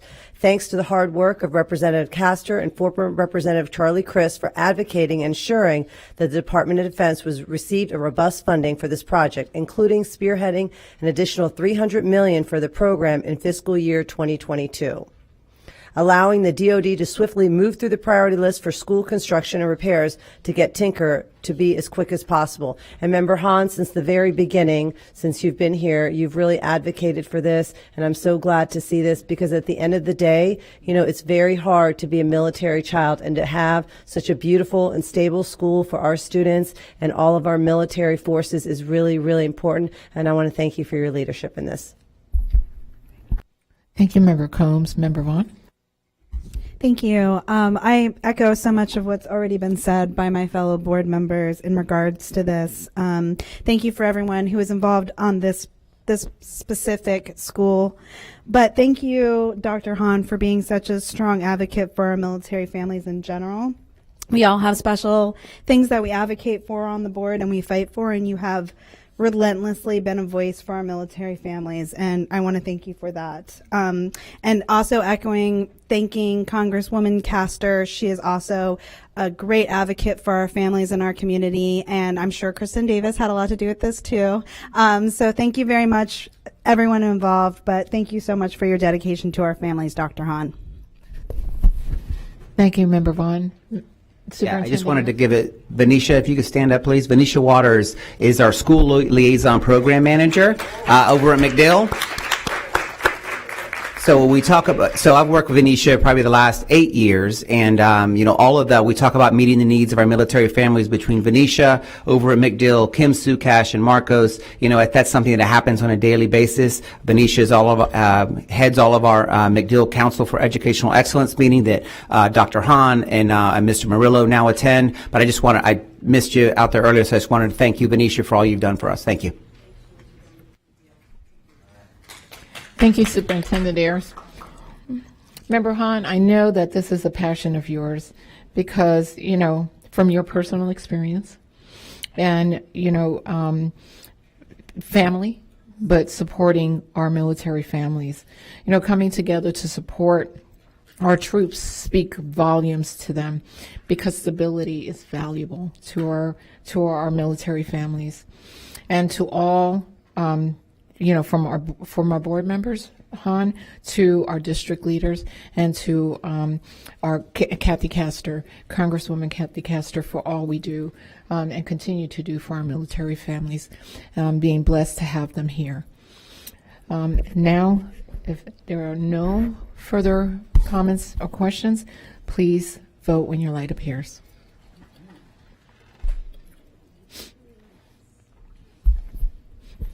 And it passes unanimously.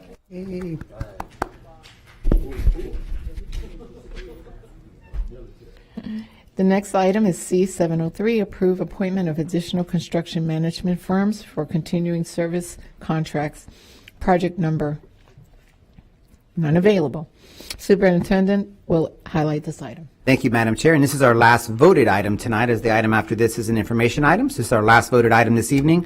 Florida statutes authorize continuing contracts for professional architectural design, engineering, and construction management services for projects for which construction costs do not exceed $4 million, and for study activities when the fee for such professional services does not exceed $400,000. The board previously approved continuing services contracts for architectural design and construction management services in 2021 for a maximum 3-year term. Due to the volume of the work generated by the referendum, additional continuing contracts for construction management services are required.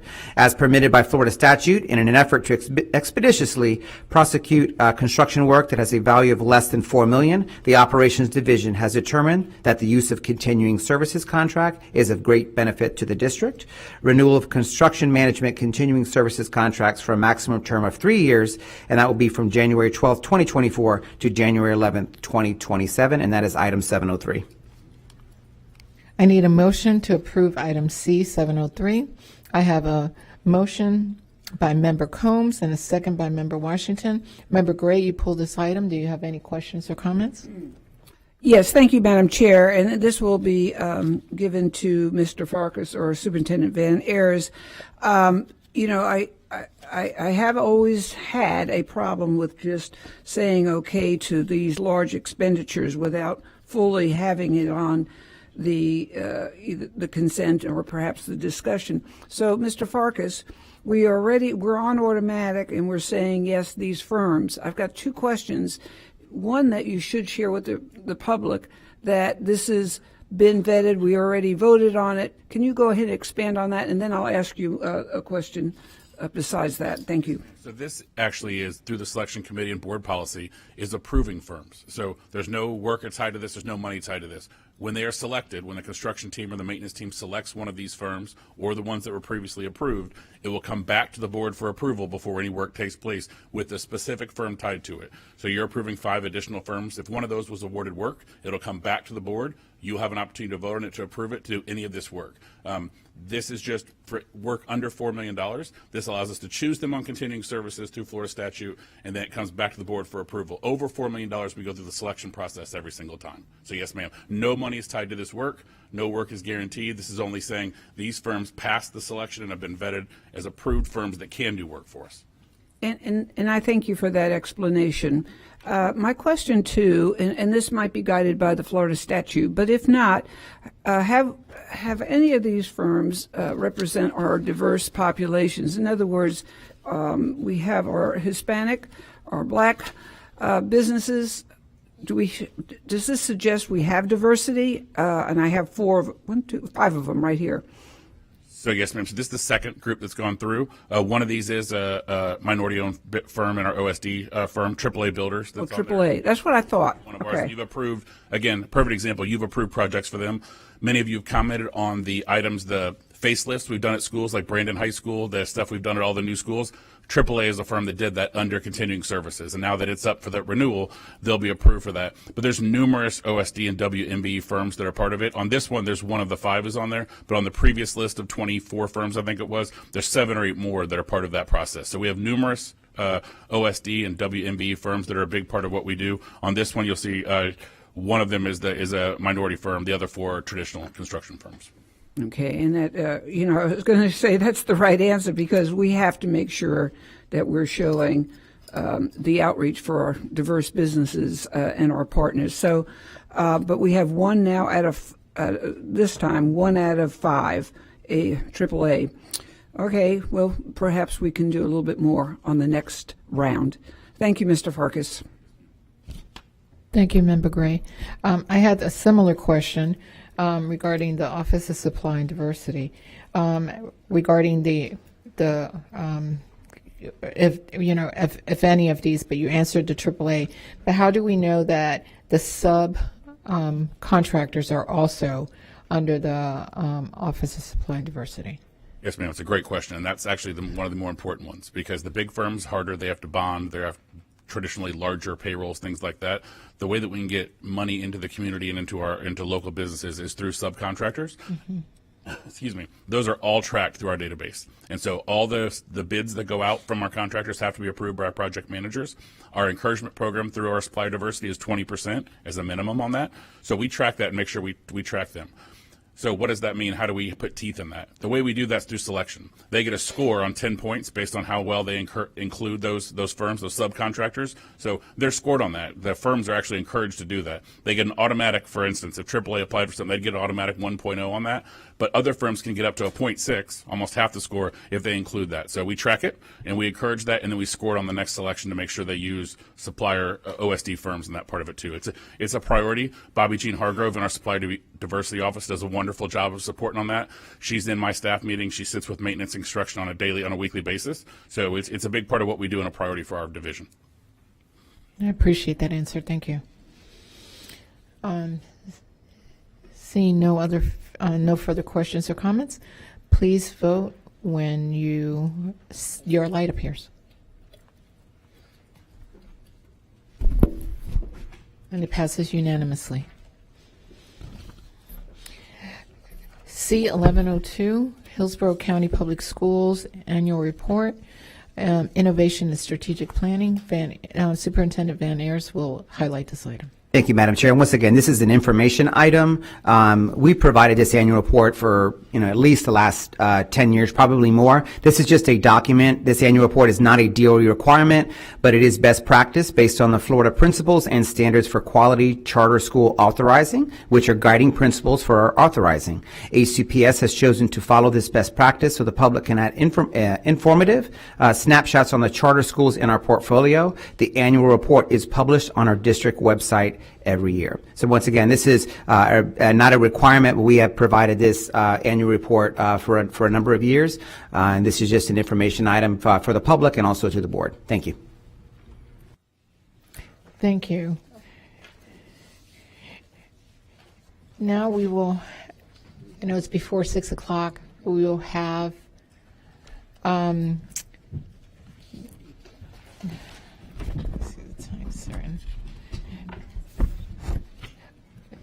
yes. You have a comment on this item? Question, comment?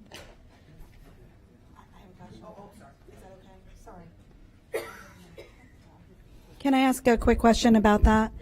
Is this available on our website for parents who are curious and would like to read this? Is this available?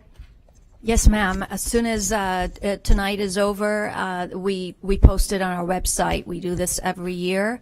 It is not a requirement by the DOE, but it is best practice to do this for all authorizers, and HCPS has done this over the past several years, and it is for transparency and for the public. And where would parents or any stakeholders find this document if they're looking to find it on our website? So the district website has a page just for charter, and it would be on that page. Okay. And is it available in different languages, specifically Spanish? Is it? No, it's just what you see is what we have. Is it at least in a file or format where the Google or whatever will translate it for our families? No. Can we make it available in Spanish? Is it really challenging to do that? It's I have to look into that. I need to see how that document is formatted and see what we can do to work on that, Member Vaughn. Okay, thank you. Now we'll take employee comment. Member Hahn. Are we going to go over the charter school report after employee comment, or is this it? So, yeah, it was just provided as an information item, but feel free if there's any questions regarding the annual report. All the schools are listed in there. If there's any specific questions, we can absolutely spend the time to do that. Yes, ma'am. Voting item, but if you're interested, you need to put your name in the queue and then. Yeah, okay. Well, thank you, first of all, for providing this, and I asked for this information earlier today, so I appreciate that. Sorry, my tabs are, gotta get to the right tab. I was just thought some of the information was interesting. You know, if you look at page 5, well, first of all, if you look at page 4, we can see the uptick really began in 2010 and 11 of charters, and it's just continued to go up, and I'm sure that is pretty equal to, probably mirrors the growth we're seeing around our county, would be with what I get, what I would imagine. And then if you look at page 5, I know that, there's a process that you all do to work with the charters, when the applications are coming in, to really make sure that, they meet certain criteria. And, I'm happy to see we have, 38% of the charters in our district are either high performing or schools of excellence. So I just, I wanted to thank you for working with those schools and the charters. And, I just think, those numbers hopefully will go up, because we want all schools that our children go to in this district, whether they're charter or traditional public schools, to be great schools for those kids. So I was glad to see that. I thought the information on the demographics was interesting, the comparison, and how, the charters kind of mirror the district and demographics. So I thought that was really interesting as well. But, this is valuable information. Do we have it on our website somewhere if people want to see this information? Yes, we have it on the website every year. We have to take down the old one and put the new one on now. Yeah. Well, I'm just going to put it out there, but I would be interested in having us talk about district-run charters. There's some, I'd like to really go through the pros and cons of that. I know that, one, we could probably pay ourselves the administration fee, the 5%. We could also collect on those PICO dollars that charters get, and we no longer do. And it would allow for some innovation, around workforce and programming. And, I think, when we're talking about wanting to, save money and be fiscally responsible, I think we need to look at all options when it comes to our schools. We look at, we have lots of different types of schools in our portfolio. And I want to just make sure we don't have a missed opportunity here. Yeah, I would love to have that conversation. And Chair Perez, perhaps one of the upcoming workshops, we could tag that on as a discussion. I don't think we need a full 2 hours, but I definitely think that discussion, because I would like some guidance on the board around that, and the direction that the board would like to see us take with the district-run charter is something that I'm willing to entertain, and I think it'd be positive for the school for the district. And I would encourage that, and Chair President, would look at tagging that onto a workshop. Yeah, I'd really like to examine the pros and cons and look around the state. What are some of the other districts doing around district charters, and maybe get some, data around that, just to make have an informed discussion and not just, our opinions. We've got Miami, which are important, don't get me wrong, but you need a lot of different types of data. Opinions are important, but data is important as well. Yes, we've got Miami-Dade and Broward that have district-run charter schools, and definitely I would be happy to work with the superintendent. Well, that's great, because they're also very large districts. So I don't know a lot about what their district-run charters are doing or how successful they are, but I think that it's a question that needs to be asked and discussed if we're going to look at the public and say we're doing everything we can to make sure that we're using your tax dollars in the most impactful way possible. Thank you, Member Hunt. I mean, I look forward to that. I think it's something that we can, as we build this workshop, just some education, because it's just 10 to 15 minutes around what district-run charter in our school district would look like, and then have that discussion. So I look forward to that. Yeah, we'll probably need more than 15 or 20 minutes, but because it's I do want to get into what other folks are doing and have a robust discussion to get everybody else's input. Thank you. Thank you, Member Hahn. Member Gray? Okay. Ditto with the workshop. I agree. We need to be very much aware of the district-run charters. We are in competition mode. Also, I agree with Member Vaughn. We have to have this in some type of version in Spanish, because all of the students in many of the demographics, and I'll just throw out focus, you're talking almost half of the student population are Hispanic. So they come from families that are Hispanic. I think we need to address that. And Dr. DeLange, you're doing a fabulous job. I'm concurring with the reality. This is my question, though, and I know this is an information item, so please give us information.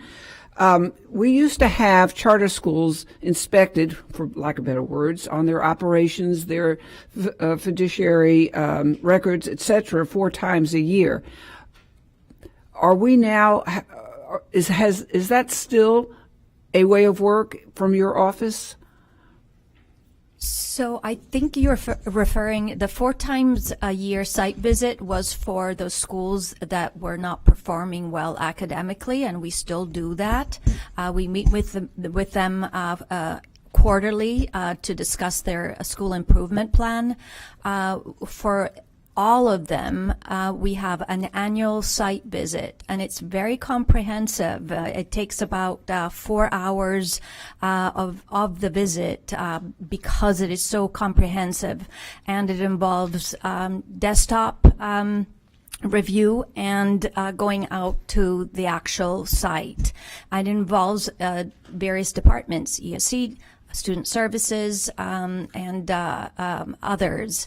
So what we do is go out, review them, give them a report with indicators that suggest that they need improvement and they need working on, and they have until the end of the school year, around about May.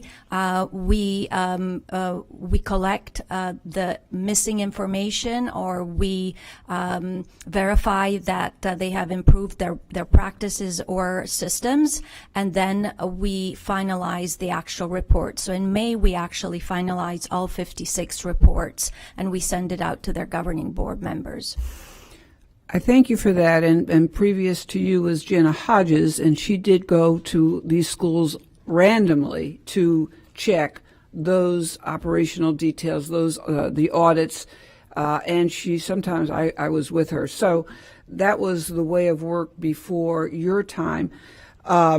And now I know it's more exclusive. But what I wanted to ask you, what you just said, 90% of these schools have scored, let me get it right, 90% of the public charter schools are scoring compliant with an A or B compliance. However, we have, and I won't name them aloud, we have about 7 of them who are D and F, C, low range C, that are supposedly rated compliant. How can they be compliant yet have a grade record of D's and F's? This is not a question you can answer, but this is what I looked through the whole entire report. And if you go through it carefully, you'll see there is an incongruent data point. So they're getting an A or B for being compliant, but their school grade shows below average. So, I want to specifically clarify that the compliance is we look at operations, we look at facilities, we look at the educational plan, and we look at the finances. So it's very comprehensive, and each item within those sections we rate compliant, partially, or non-compliant. The school grade is specifically based on the performance of the state test. So if we rate a school compliant in operations but receives a D academically, they're two different things. Well, I mean, argumentatively, when a school's not compliant operationally, fiscally, and PD, that affects the school's grade. So anyway, I'm bringing this out to your attention because there's something that is not right in the minds of, at least for me. You're getting a D and F, but yet you're getting A, B in compliance with all those ingredients. So that's a subject you and I can talk about, but it definitely has bothered me. Looking the devil in the details. I thank you for this annual report. You do it every year. And my remarks are held about the district-run charters. The reality is, Superintendent Van Ayers, we will have D&F schools, and we will have lower FTE from the growth of charters. That's the reality. And people are making choices as we speak.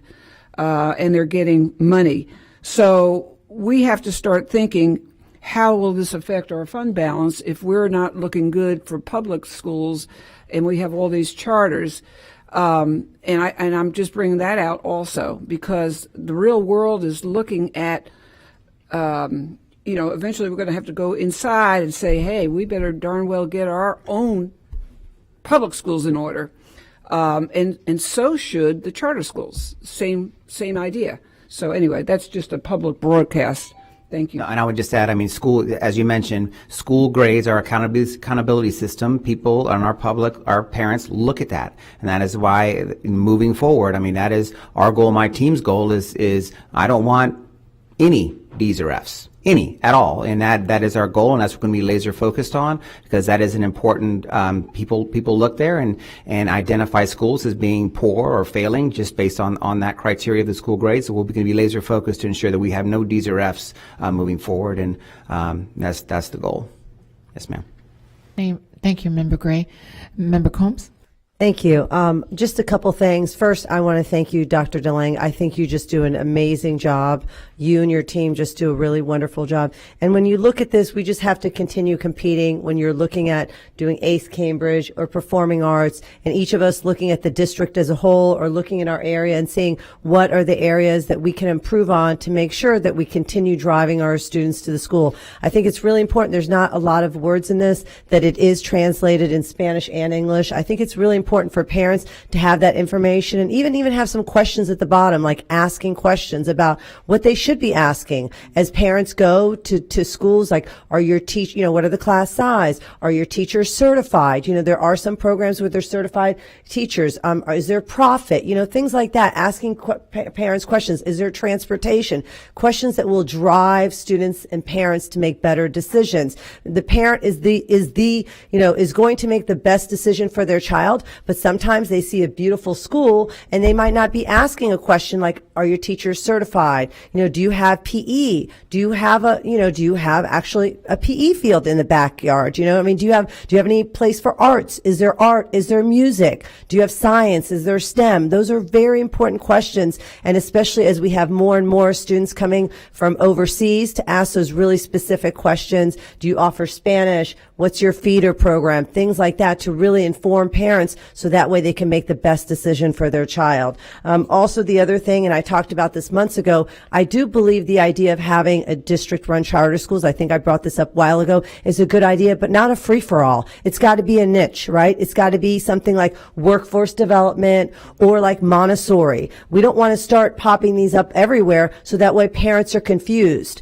or what's the difference between Hillsborough County Public Schools and charter schools. I think you have to do workforce development is a very easy one to do. You're going to get that $500,000 grant. You're also going to get the PICO dollars. We have amazing programs. We have to keep driving those students to our program. I say this often. Our seniors walk out and they're going to other programs around, other colleges. A lot of times they don't even know that we offer the same program in Hillsborough County Public Schools. We have those students sitting in our desks all day long as seniors, and they walk out and they go to a very expensive state college to become a firefighter or something like that. But we have the same program in Hillsborough County Public Schools, and often they don't know about that. So we have to do a much better job at advertising and marketing those programs to our seniors that are sitting there. I remember 2 years ago I was at a high school and there was a program there and it was advertising another program, and the child was so excited, and I turned around to them, I said, do you know we have that same program in Hillsborough County Public Schools? And they had no idea. So we really need to do a better driving those students into our schools and keeping them in our schools. We want choice, but also we want kids to walk out without huge debt. Right? If they can do a program in Hillsborough County Public Schools and save money and have an education and continue to know what wonderful programs that we have, and that really needs to go through our seniors and our counselors, because we have to know that not every child is going to go to college.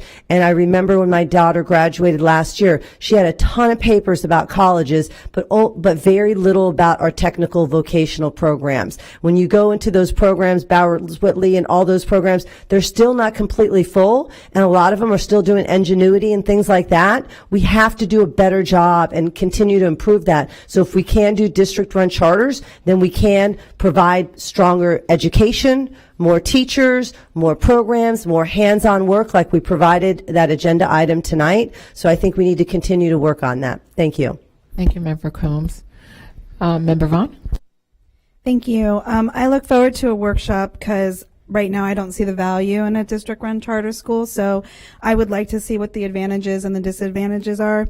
I will say that I would like feedback, since we've had the expansion of the voucher program where now those dollars can go to private school or even home schools. Do we see the growth in charters the way that we did before that expansion of vouchers? Well, what I am seeing and keeping track of are the withdrawals of charter schools, charter school students who are withdrawing to go to home education. And since the beginning of August, I don't have an exact number, but I have an approximate. We have about 130 that have withdrawn. Okay. I appreciate that because, again, it feels like this is a little late to the game to me in the conversation to be competitive with charter schools, because I think it's going to be a much larger conversation that we're not just competing with charter schools now, that with those voucher systems, we have to be competitive on different levels. So I'm interested to see the information that my fellow board members have that I might not. I would like to say in any workshop that we do about it, I think one of the challenges is when we talk about the success of charters, and although I pointed out today that I think, Cambridge is great or performing arts, do they service our ESE kids the same way? Because when I look at the demographics and I see a difference, what I do see in the demographics is a very low ESE population. And so that has to be a piece of the conversation when we talk about the success of charter schools versus our own schools, because there is the reputation of not being able to service the ESE students the same way that our traditional public schools do. And a lot of times kids enrolling in those schools and then not getting the services or being told that they can't be serviced there and then coming back to our public schools. And not only is that financially unfair, but it also gives an advantage when we're talking about test scores and grades. So I think that holistically has to be a piece of the entire conversation when we talk about it at the workshop. So that's just my thoughts for that. I know that we're butting up against employee comment though, so I yield my time. Thank you. Thank you, Member Vaughn. Member Washington? You know, I truly believe we're not communicating good with the community, because we have so many great programs. Do they know all the great things we're doing in Hillsborough County school system? We're not communicating. A lot of parents don't even know about the great programs we have here. That should not even be competition between a charter school and a public school, because we have so many other great opportunities than charter schools. We have to have a better way of communicating to the public. That's the key, though. That's the key, Superintendent, because everybody, when I meet people, they don't know the programs we have. So we got to find a way how to communicate. And once we do that, we'll be on top. Some of those students will be coming back to Hillsborough County Public School System. And that's something I think we really need to work on and think about, is our communication, how well we communicate to parents and community to the great programs that we have in Hillsborough County. Thank you, Madam Chair. Thank you, Member Washington. Member Combs?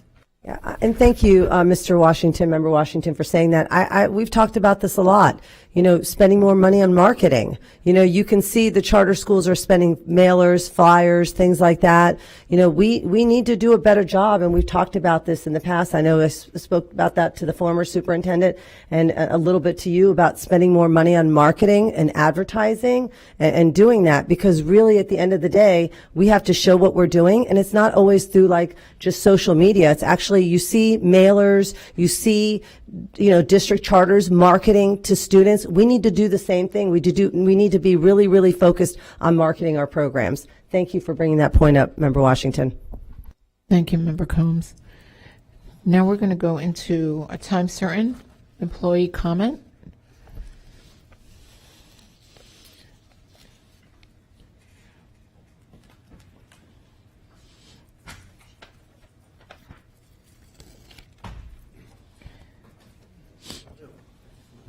Hey, good evening, everyone.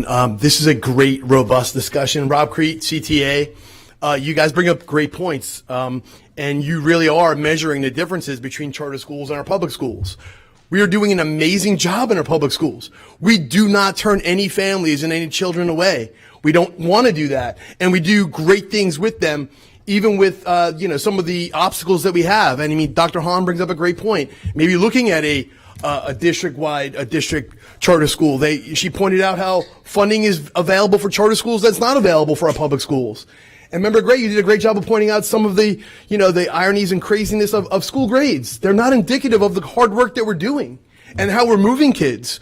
It's all about, a final answer on one exam, which is silly. And I hate to channel my inner Mr. Shoup from that 80s movie Summer School, but sometimes it's about moving the kids forward. When a kid was at a 25%, now he's at a 50%. We're moving that kid double where he was at. Sure, it might not be a passing grade, and a school grade might get a D or an F based on that, but we know we're helping that kid. So this is important, and we need to recognize the inequities there. And not all of our students in this district can actually access our charter schools, and some of them are doing a great job. I want to be clear, they're doing amazing things for kids with special needs in different spots, and I've seen some great things. So this is a great conversation to keep going really here in the district. But tonight I heard a lot of great things going on, and I want to bring it back again to the students. Every student that needs a bus ride should be able to get a bus ride to and from school.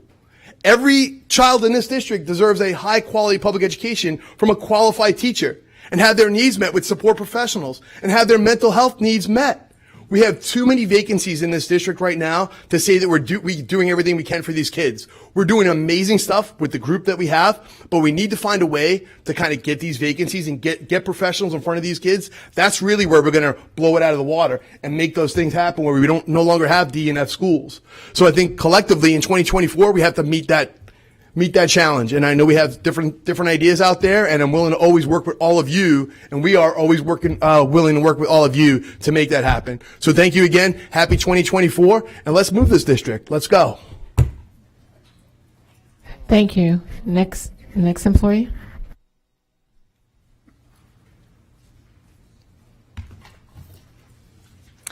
Good evening, Superintendent Ayers and school board members. My name is Meryl Connor, and I am a career high school teacher in our district. I am here to share a frontline report and to ask some questions. To summarize semester 1, most ninth graders in my 3 classes of English 1 failed for 2 reasons: missing class regularly and not doing assignments even with late opportunities. In most cases, these behaviors started in elementary school, continued through middle school, and are still happening in 9th grade. I am unaware if any other adults have done interventions because we teachers cannot see their posts in student notes. Few parents of my 9th graders came to either conference night. It remains to be seen whether their first high school report cards this Friday will change any behaviors. In the case of my school, the distance between home and school is a barrier and an ongoing issue I addressed several times before the school board a few years ago. The question remains, why are students sent miles away to my school when multiple schools are closer to home with plenty of student space? My next share relates to the printed document now in your possession. On December 7th, an almost 16-year-old, once retrained 9th grade student drew these words and picture on his desk, most likely prompted by my telling him twice to turn around and stop talking to his girl/friend. As you can see, the words are profane and about me by name. I texted and emailed his parents. No response as of today. After consulting the HCPS behavior matrix, I wrote a referral stating profanity toward and about this teacher, visual sent by email to AP on 12/13, request a conference with all, follow district matrix. The matrix recommends a parent conference, referral to student services, letter of apology, and or class detention for this level 4 misbehavior of profanity. Instead, it was processed as a level 2 major act of misconduct for vandalism, renamed criminal mischief. The matrix recommends a meeting with the Office of Student Engagement in 10 days OSS. After consultation with law enforcement, he got 1 day of OSS on the Friday before winter break. Thank you for listening. As the expression goes, I'll be back. Thank you.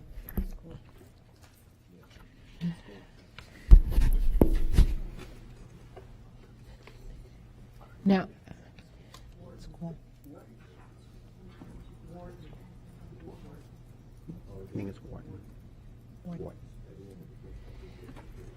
now we'll move on to 1102 Hillsborough County. Now we're going to go on to superintendent comments. Thank you, Madam Chair. My superintendent comments this evening. First off, I do want to announce Chair Perez, give you a commendation. Hillsborough County Public Schools is excited to partner with Nuestra America Foundation to open the America Museum of Art and Education at Jefferson High School. This museum will house multicultural facts from Latin America and other parts of the world to preserve and exhibit the Hispanic culture and promote its legacy throughout our community. The cultural displays will be available for students at Jefferson High School as well as the community at large. And Chair Perez, I just wanted to acknowledge you and your leadership in helping to get that museum and a lot of your work beginning this school year to get that going. I think maybe you have a video so we can kind of show off some of that later on during your comments. But thank you for your leadership in that. So January is National Mentoring Month. The month of January is that National Mentoring Month. We like to acknowledge and celebrate the countless supportive and meaningful mentors, mentor organization, and partners that positively impact our students every day. Our Family and Community Engagement Team held its first HCPS Mentoring Collaborative Breakfast on January 13th. The collaborative is the vision of and falls under the leadership of Mr. Owen Young, our Chief of Student, Family, and Community Engagement. The purpose of the Mentoring Collaborative is to foster a collaborative culture with community organization and partners to provide mentoring services to the district. The district's goal with this collaborative is to create and cultivate a system that ensures the mentoring services provided by community organizations and partners align with the district's strategic plan, KPIs, and student achievement criteria. I know we had several board members that were there at the ISC building. Mr. Young, thank you for your leadership with that. Around supportive organizational culture, it's been parade season. I know we spent the last Monday, we celebrated the life and legacy of Dr. Martin Luther King Jr. It was great seeing our community come together to remember an extraordinary leader during the City of Tampa's annual MLK Day Parade. And Mr. Washington, Ms. Vaughn, remember we just missed the rain there. The rain came early, and then we got the parade. The parade off we had a great time. And then the following just this past Saturday, we kicked off the city's pirate invasion this weekend with our Children's Gasparilla Parade. There were so many of our families and students enjoying the parade along Bayshore.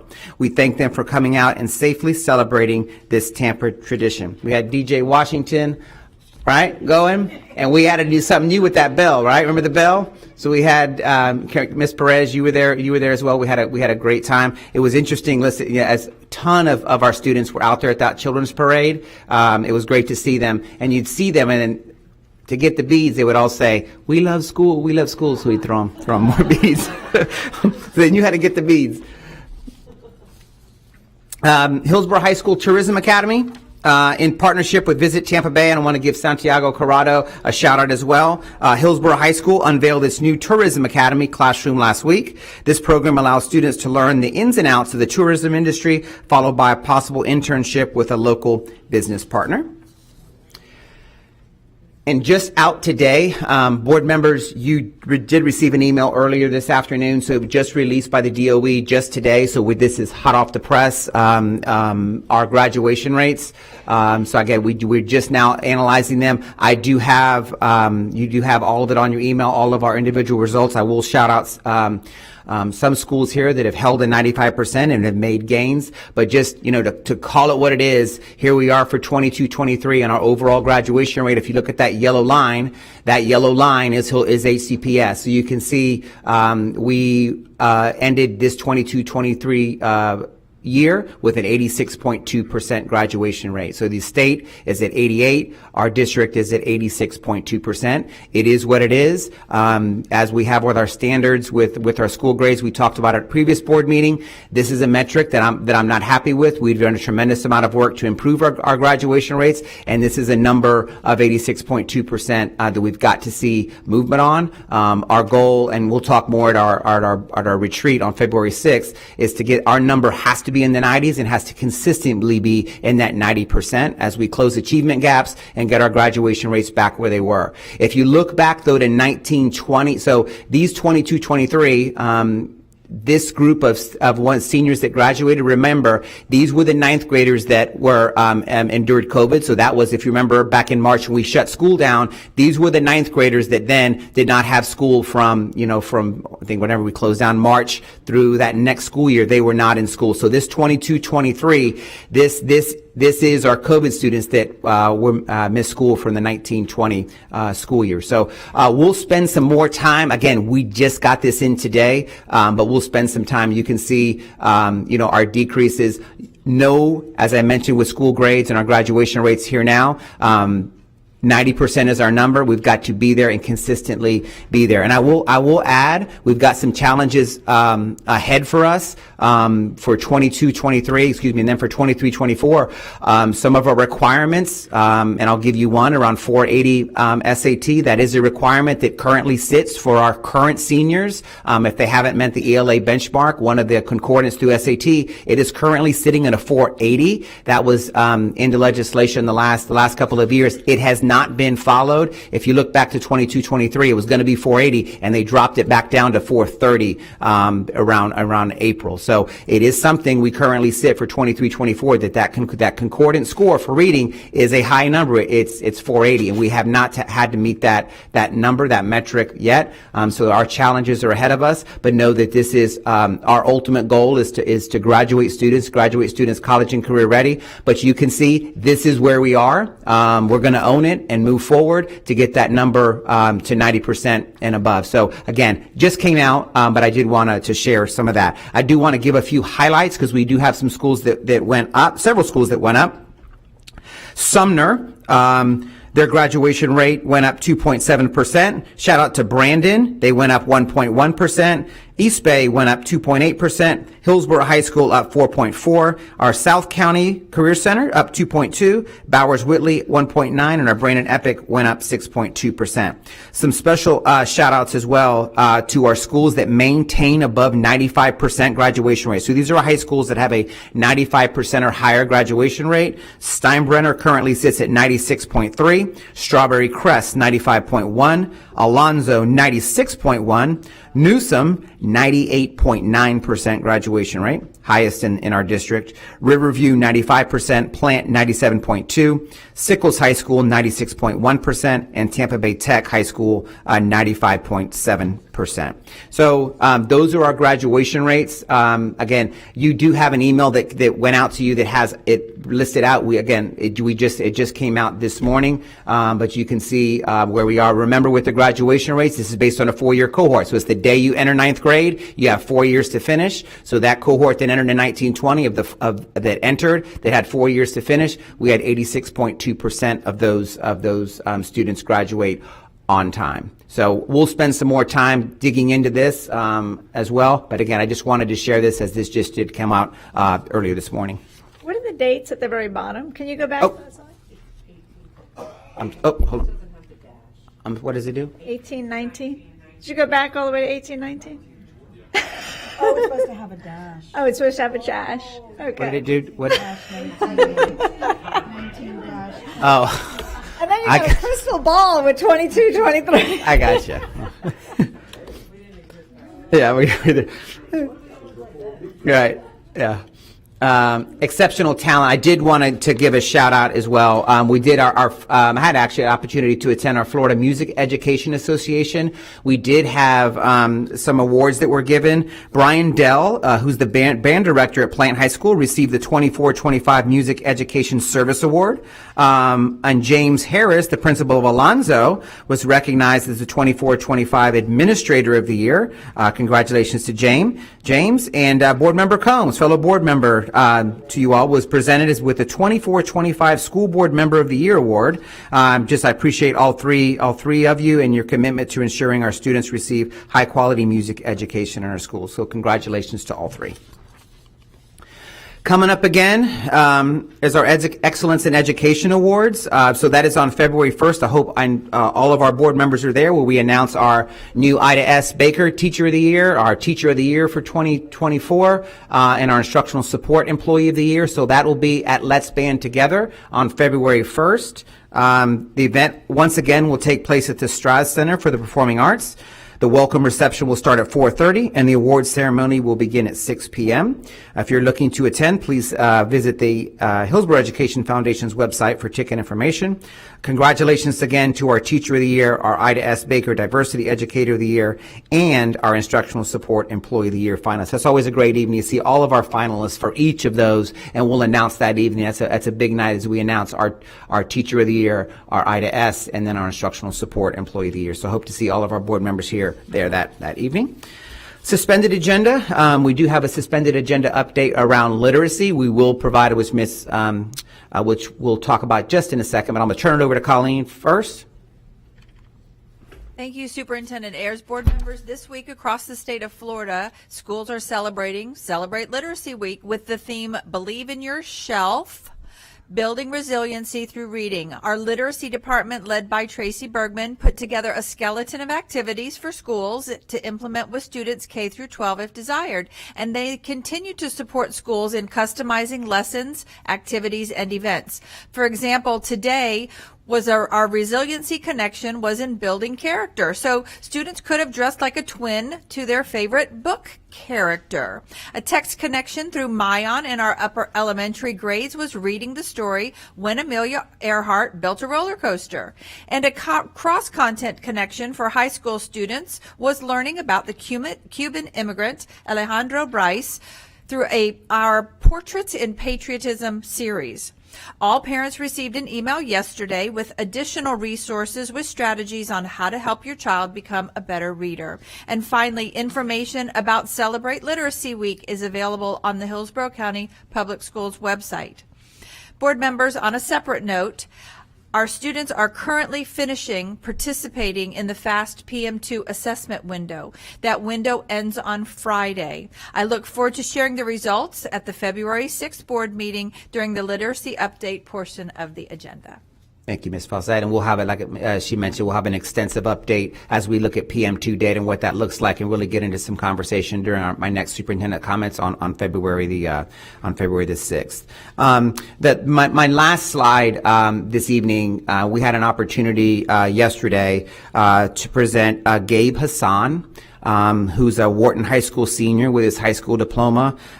Gabe has terminal leukemia and was surrounded by his family on this special day. So I do have a video that I'd like to share, but Chair Perez, myself, Rob Nelson, the regional superintendent, and of course Mike Rowan, all the family was there. I'll play the video in a minute, but it was really a special day for his family.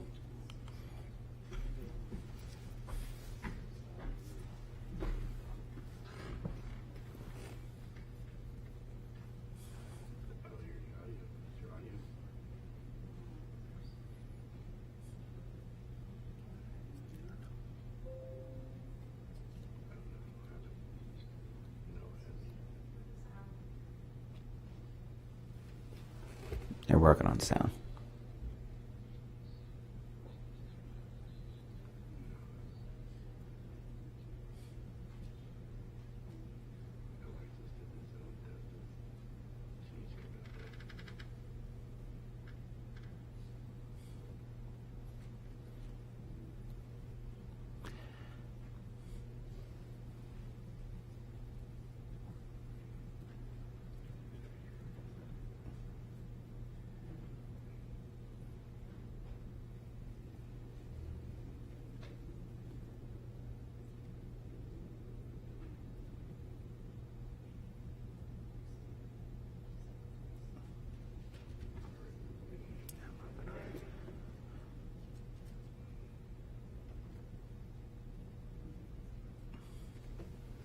We'll have an opportunity. Hopefully, if we can get the sound worked out, I'll play the video to Ms. Perez, Chair Perez, if you allow, later this evening. But some of his comments about the supportive environment over at Wharton High School at the very end, when we asked him just if he had anything he wanted to add, and his just the comments about the environment and the culture over at Wharton.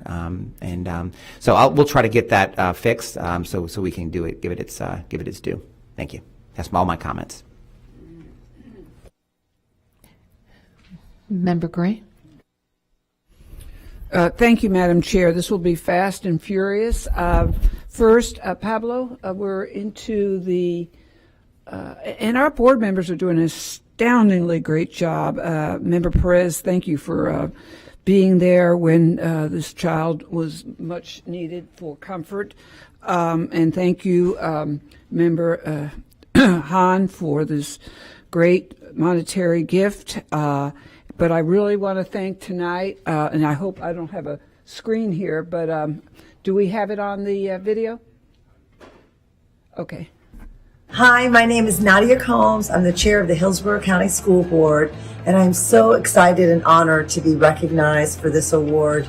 Music education is so important and so vital for all of our students, not even from pre-K, but from birth. It's so important for kids to listen to music and be part of music, because what it does, it inspires kids and it opens up minds and ideas and thoughts. And we can see all around us when children have music and they have an opportunity to learn, to sing, to play an instrument, they do better academically, but they also do better socially, emotionally. Music brings families together, brings children together, and brings our schools together. Mrs. Combs contacted me about 2 years ago and wanted to start back up the performances on the plaza, which is an opportunity for our schools to come and to bring their ensembles and perform before each school board meeting.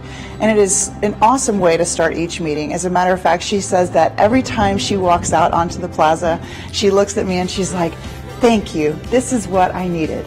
We sometimes have really long board meetings, so to walk up right before a meeting and to be able to see an elementary or a middle school or a high school performance, it really energizes me. I have not missed a performance since I was elected almost 3 years ago. And I just encourage you to keep playing music and following your passion. Every time before a meeting, I always make it a priority to go out there, to see our students, to thank our music teachers, because not only are they coming there, but they're enriching our entire board and all the visitors and any kind of public speaker that comes in. No community programs or initiatives are going to be successful without the support of their leaders, their community leaders. And that's what Board Member Comb is. She's a leader in our community, and she shows her support by showing up.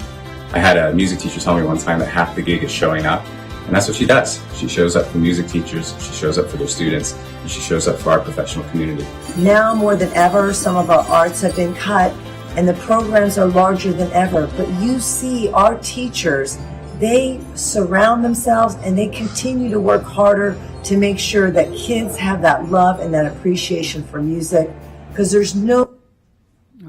Well, this is one of our own, and let's give Member Combs a big hand for being School Board Member of the Year for Music, Arts, and Arts and Education is the great equalizer. So thank you, Member Combs, for, golly, for just being a wonderful board member and standing out for this honor that represents the whole state of Florida.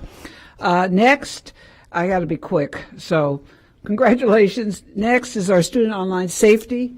And we have the dates coming up. So we have, and I believe Pablo is going to put it up. So January 25th is coming right around the bend. This will be at Walton High School. I can never pronounce that first name right. That's New York accent. But we're going to have perhaps 5 or 6 schools and a lot of parents for learning the trials and tribulations that their children are going through on social media, mainly through the phone. Following that, Mabry Elementary and Middleton, and then Plant City. So we're going to have an all-out awareness for our parents. And thank you for everyone supporting the Human Trafficking Month. Very, very important. My next video or pictures, we had a wellness week, and Superintendent Van Ayers has been on the Hillsborough Healthy Schools Committee. I want to thank Van Ayers, Superintendent Van Ayers, for taking the lead and actually walking the walk, not just talking the talk. Ken Hart organized it. Thank you, Ken, wherever you are. We were especially just thrilled to have the Fire Chief of Tampa, Barbara Tripp, who gave a heartfelt testimonial about exercise no matter what, how stressful your life is. And we were talking to principals. Oh, phooey. And then we wanted to thank Hillsborough County Sheriff Office, Captain Robin Anderson also. and also Dr. Patton, who came and gave us a testimonial. So real quick, if we have time, Kimball Elementary School, great agri-science department, I shouldn't say department, huge project of gardening. And I don't know if we have, well, they're growing sweet potatoes and everything else, but what a fantastic model for agri-science. And thank you, Jeanette Bradley. So my time is up. I think I did pretty good with all this. Okay. All right. Thank you. Thank you, Member Gray. Member Vaughn. Thank you. I have attended some really exciting events recently, and I have some photos, which thank you. Pablo didn't get my PowerPoint, but he took my photos and threw them together. So do we have the first PowerPoint? On Sunday, my voice just went out. On Sunday, we went to the Tampa Museum of Art. Each year, the Tampa Museum of Art invites Hillsborough County art teachers to submit a student's artwork for the Young at Art student exhibition.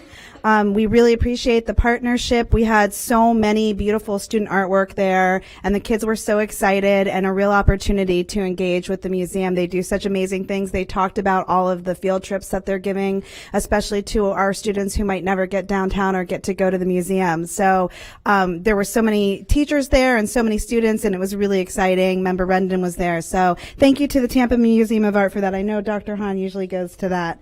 And then wow, my voice just went out. The superintendent touched on it a little bit, or quite a bit, when we celebrated the legacy of Dr. Martin Luther King. Here we are at Toba's annual breakfast at quite early in the morning. For those of us who go, we have to be there at 6:30 downtown. It was an amazing event, just like it always is, talking to the fight that continues for equity and equality, especially when it comes to education. They always do a great job of highlighting how important it is in education.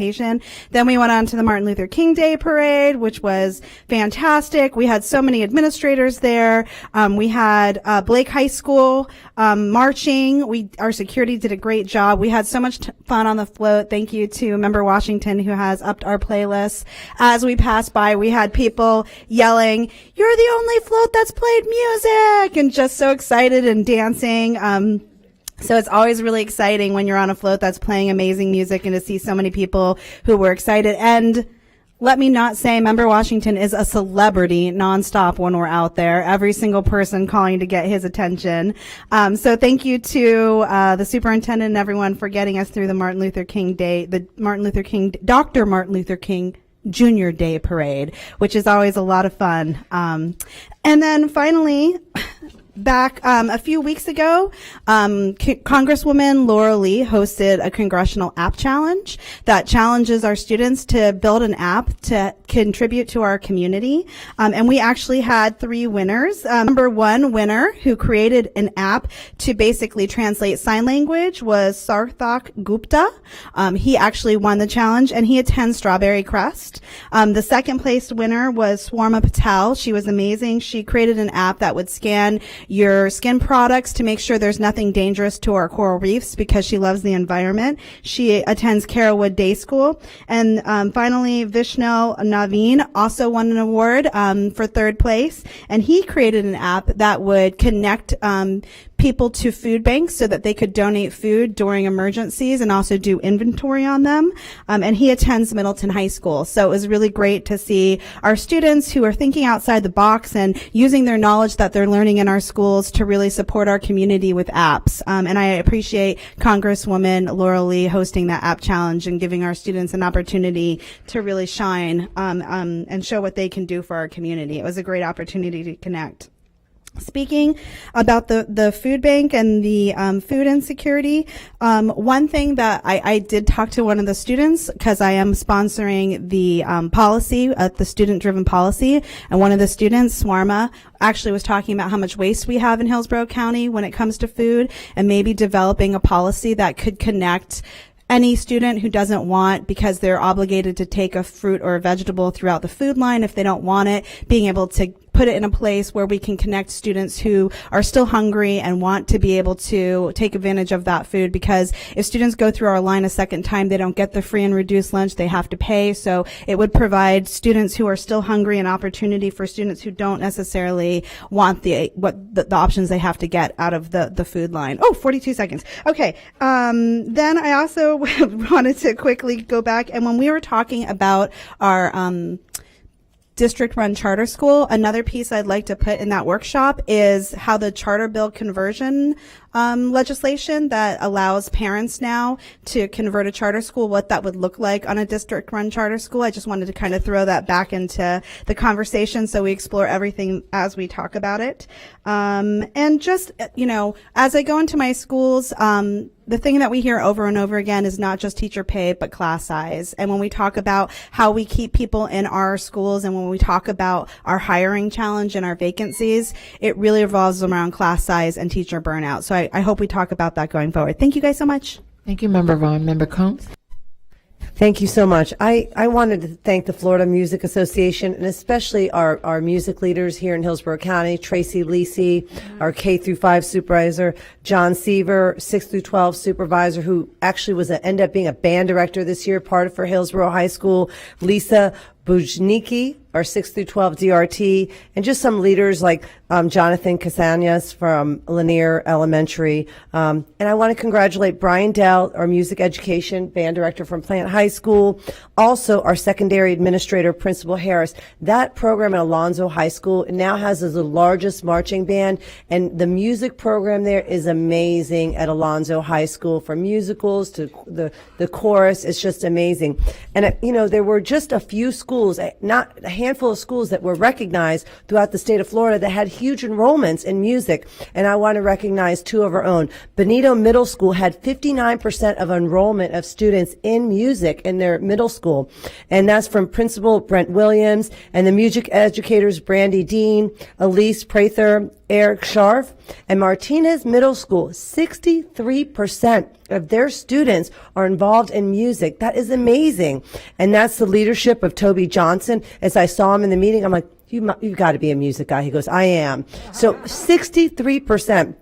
So, and that's the leadership of Robert DeLoke, Renee Scamilla, and Christopher Johns Klein. So all those music educators just doing great jobs. I also want to thank the leadership of Owen Young for the mentoring collaborative. I was really blown away when we went to that event. I think Member Perez and Member Gray was there, Member Washington. It was just amazing to get all those different mentoring groups together and your team to look at one vision. I think it's really, really important. And I could see people writing ideas down and thinking about that. Mentoring is one of the most important things our youth need. When you talk about class sizes and all the different challenges we have, kids having mentors and having somebody in front of them who cares about them, who checks on them, is really important. To get all those different groups together in one and talk about that is amazing. And I know Ro Johnson was there as well. So thank you for that and your team. I think it's great. And finally today, I go out to schools all the time, but I had the pleasure of Superintendent Ayers coming out to the school, Canella Elementary this morning with us, and we were able to read to a bunch of first grade students and kindergarten students. And the great thing about that, I think it was the connection that our superintendent had to every person, from the principal to the teachers to the cafeteria workers. I received several emails from teachers that saying, wow, like you can tell that he really cares. And also your knowledge when we sat down and we talked about, where the school is, where they're moving, their PM1s and the knowledge. I was really, really proud to stand by you today. So I just want to thank you for that. Thank you, Member Combs. Member Hahn? Thank you, Chair Perez. Excuse me. Yeah. Something during public comment kind of put a question in my mind. And I ask this because, it's important that our book challenge committees are operating in an unbiased way. And the concern the concern for me is that the person who's choosing the very book that's being challenged is the same person choosing the committee. And so I'd like to know, and maybe you can't provide it tonight, maybe it's something you have to get for me, is there a process that our librarians have to follow that is consistent across every school when they're choosing these committees? And how are we making sure that, they are unbiased, that people are being objective when they make these decisions? I don't know if there's, if you can provide that to me and the other board members, because I think it's a concern. I thought of it. I'm sure other people have thought of it. Seems kind of odd that the, person who picked the book is choosing the committee. Yes, ma'am. I'll get all that information. I'll get it out to you and all of our board members tomorrow. Okay, thank you.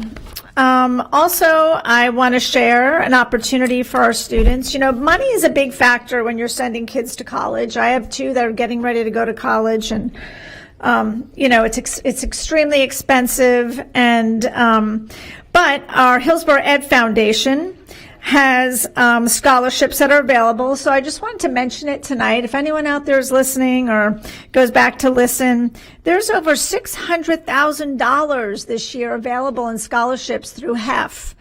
And they even provide some assistance to students who need help with the applications or just, sifting through everything. So you can go to their website to get that help. But I sit on their board, and I'm just so proud of the work Anna Corman is doing as the interim CEO. And this is just one of the many, many great programs that HEF provides for our students. So I hope students will check that out, because we had students that, Katie Hine received $12,000 in scholarships from HEF when she graduated in 2022, and she said it made a big impact on her college career. As you can imagine, some of us have kids in college on this board, some are heading that way, so it's a big expense. Every dollar counts. The last thing I just want to talk about is how much I enjoyed attending the annual Mayan Partnership Lunch with the superintendent last week. It was really incredible to be in that room with so many dedicated community partners that support literacy. And I'm very grateful for their collective commitment to empowering minds through education and literacy. I want to share some amazing numbers with you from Mayan. This year alone, close to 5 million books were accessed through Mayan, which is amazing. And over 500,000 hours of read through Mayan. So they track all of this. And since 2012, over 83 million books have been accessed. And so I think these are just amazing numbers, and I'm so grateful for their support, the partners that support this initiative. We pay into it, but there's Children's Board and the Housing Authority and United Way and all these other organizations, the Early Learning Coalition, that also support this through dollars, hard dollars. And so I appreciate the superintendents making literacy a priority. And I think, when we talk about equity and access, just providing this type of access to students who, don't own a book of their very own. And, that's why at Christmas time I gift all of my pre-K students in District 2 with a book for Christmas. And, I want a child to have a book to call their very own. And so, this is another opportunity for that. And it's that many of the books are bilingual. So that's a wonderful thing. They also have a Black History Month digital read-in starting February 1st on Mayan. So go to their website. They always give out some great prizes. So check it out. Thank you. Thank you, Member Hahn. Member Washington? Thank you, Madam Chair. Let me start off. I just want to start off with Mr. Young. That was a great collaborating breakfast you had. Because I'm a mentor, I believe in mentoring. I think that's what made me successful in life because I had many mentors during my lifetime. But what I like the most about it, you bring it into context now. Because you brought something to my attention, and I thought about it. We have a lot of mentoring going on in schools. I mean, a great deal, and we don't know what's going on because we have so many. And now you're bringing it back into context so we could be concentrate on something like math. If the kid need math, or if you want the social, it's phenomenal. And I appreciate what you're doing, because we're going to have to use that to help kids out today in society. Mentoring is a great tool for success. But the one thing I realized about mentoring, and I thought about it a great deal, you got to set a goal. And when you set that goal, you have to follow through, because many times when they have mentoring, the kid may be in 4th grade, and you after you get to 5th or 6th, you don't follow him anymore. So we don't know the success of mentoring. We have to have some kind of measuring tool, and I think you did a great job. I want to thank you for that, because that's one of my babies they're mentoring now. And moving along, Toba, we had a great breakfast, great time at Toba. I was up early. I had to be there at 5 o'clock because I was on the dance. I was up there halfway asleep. But it was a great program, and I want to thank James Ramson for always doing an outstanding job with Toba. That was the 44th one we had. And we had our outstanding speaker, and she was a teacher. Phenomenal. And then we moved on. We had to go down to the MLK parade. We left there and went to the MLK parade, and it was quite interesting at the MLK parade. Because, you see, in East Tampa, they don't have a lot going on. We just don't. So when we have a parade or something over there, people comes out. I don't know how many people we had. We had an unbelievable amount of people during that period of time. And I kept saying, once we get around that corner, you haven't seen nobody. But when you turn that corner on 22nd and you look down, you got look like hundreds and hundreds of people. So it was successful. Then we moved on to the Children Gasparilla Parade. It was alarming how many kids was out there. I mean, it was unbelievable. It was unbelievable, small, big, and and what's great about it? They all cheered when we came out of the school. And the superintendent was ringing the bell. He was ringing the bell, and I said, all right, it's time to go to school now. And we threw them bees, and they went wild. It was really good, but it was really good seeing the kids out enjoying themselves in a peaceful environment and truly enjoying, and not no ruckus going on. They were really mild-mannered, and very respectful. So that's all I have. And keep in mind, my last thing I want to say, we have to have better communications for the good things we're doing in the school system. We got to do it. We got to come out with some kind of way with communication so people know that we are doing a better job than our charter schools.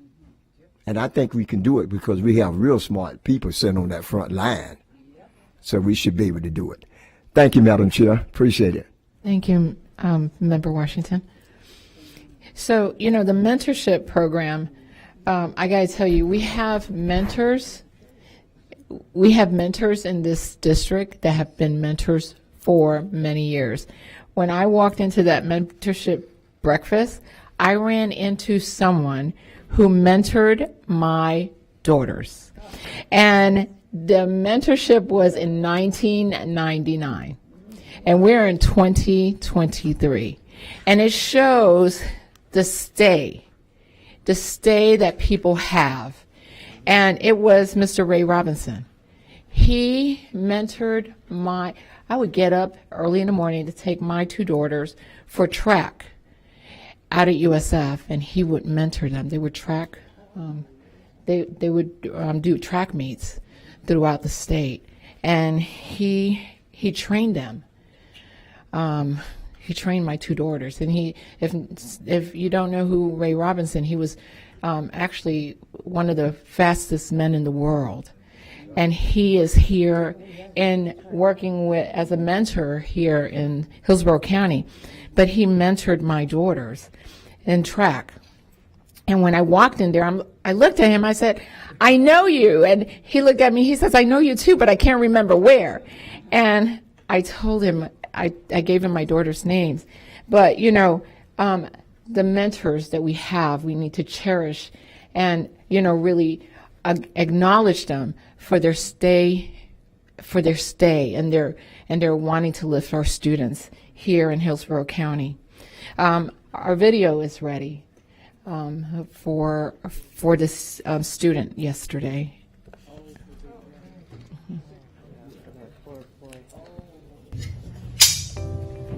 Nope, that's not it. That's not it.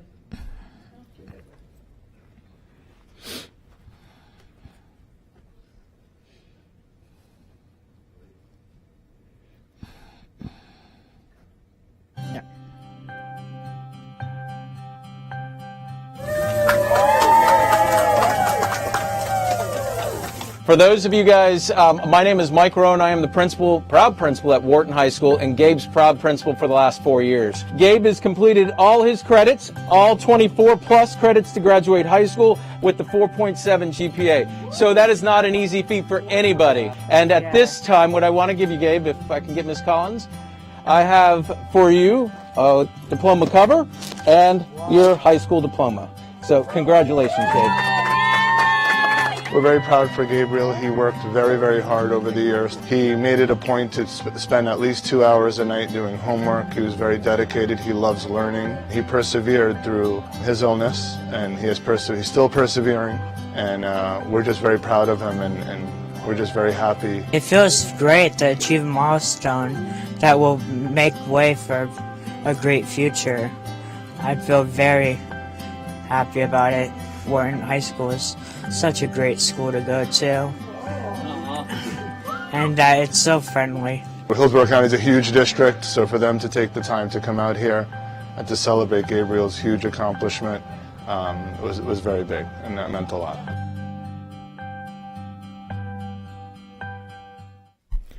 I had the honor to confer actually his diploma, and I had it in my phone. I had the words I was looking for real quick, but I had the honor to confer his diploma on him yesterday.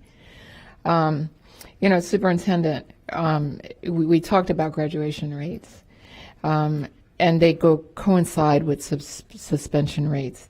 We really need to address and make a plan. A plan needs to be in place in order to upright our graduation rate, not only to address our seniors, but also to start from K to third grade and make sure that those suspension rates are diminished, and keep our children in the schools so that when they get to the senior year that they're walking across that stage. Okay, thank you. And seeing no further comments, this meeting is now adjourned.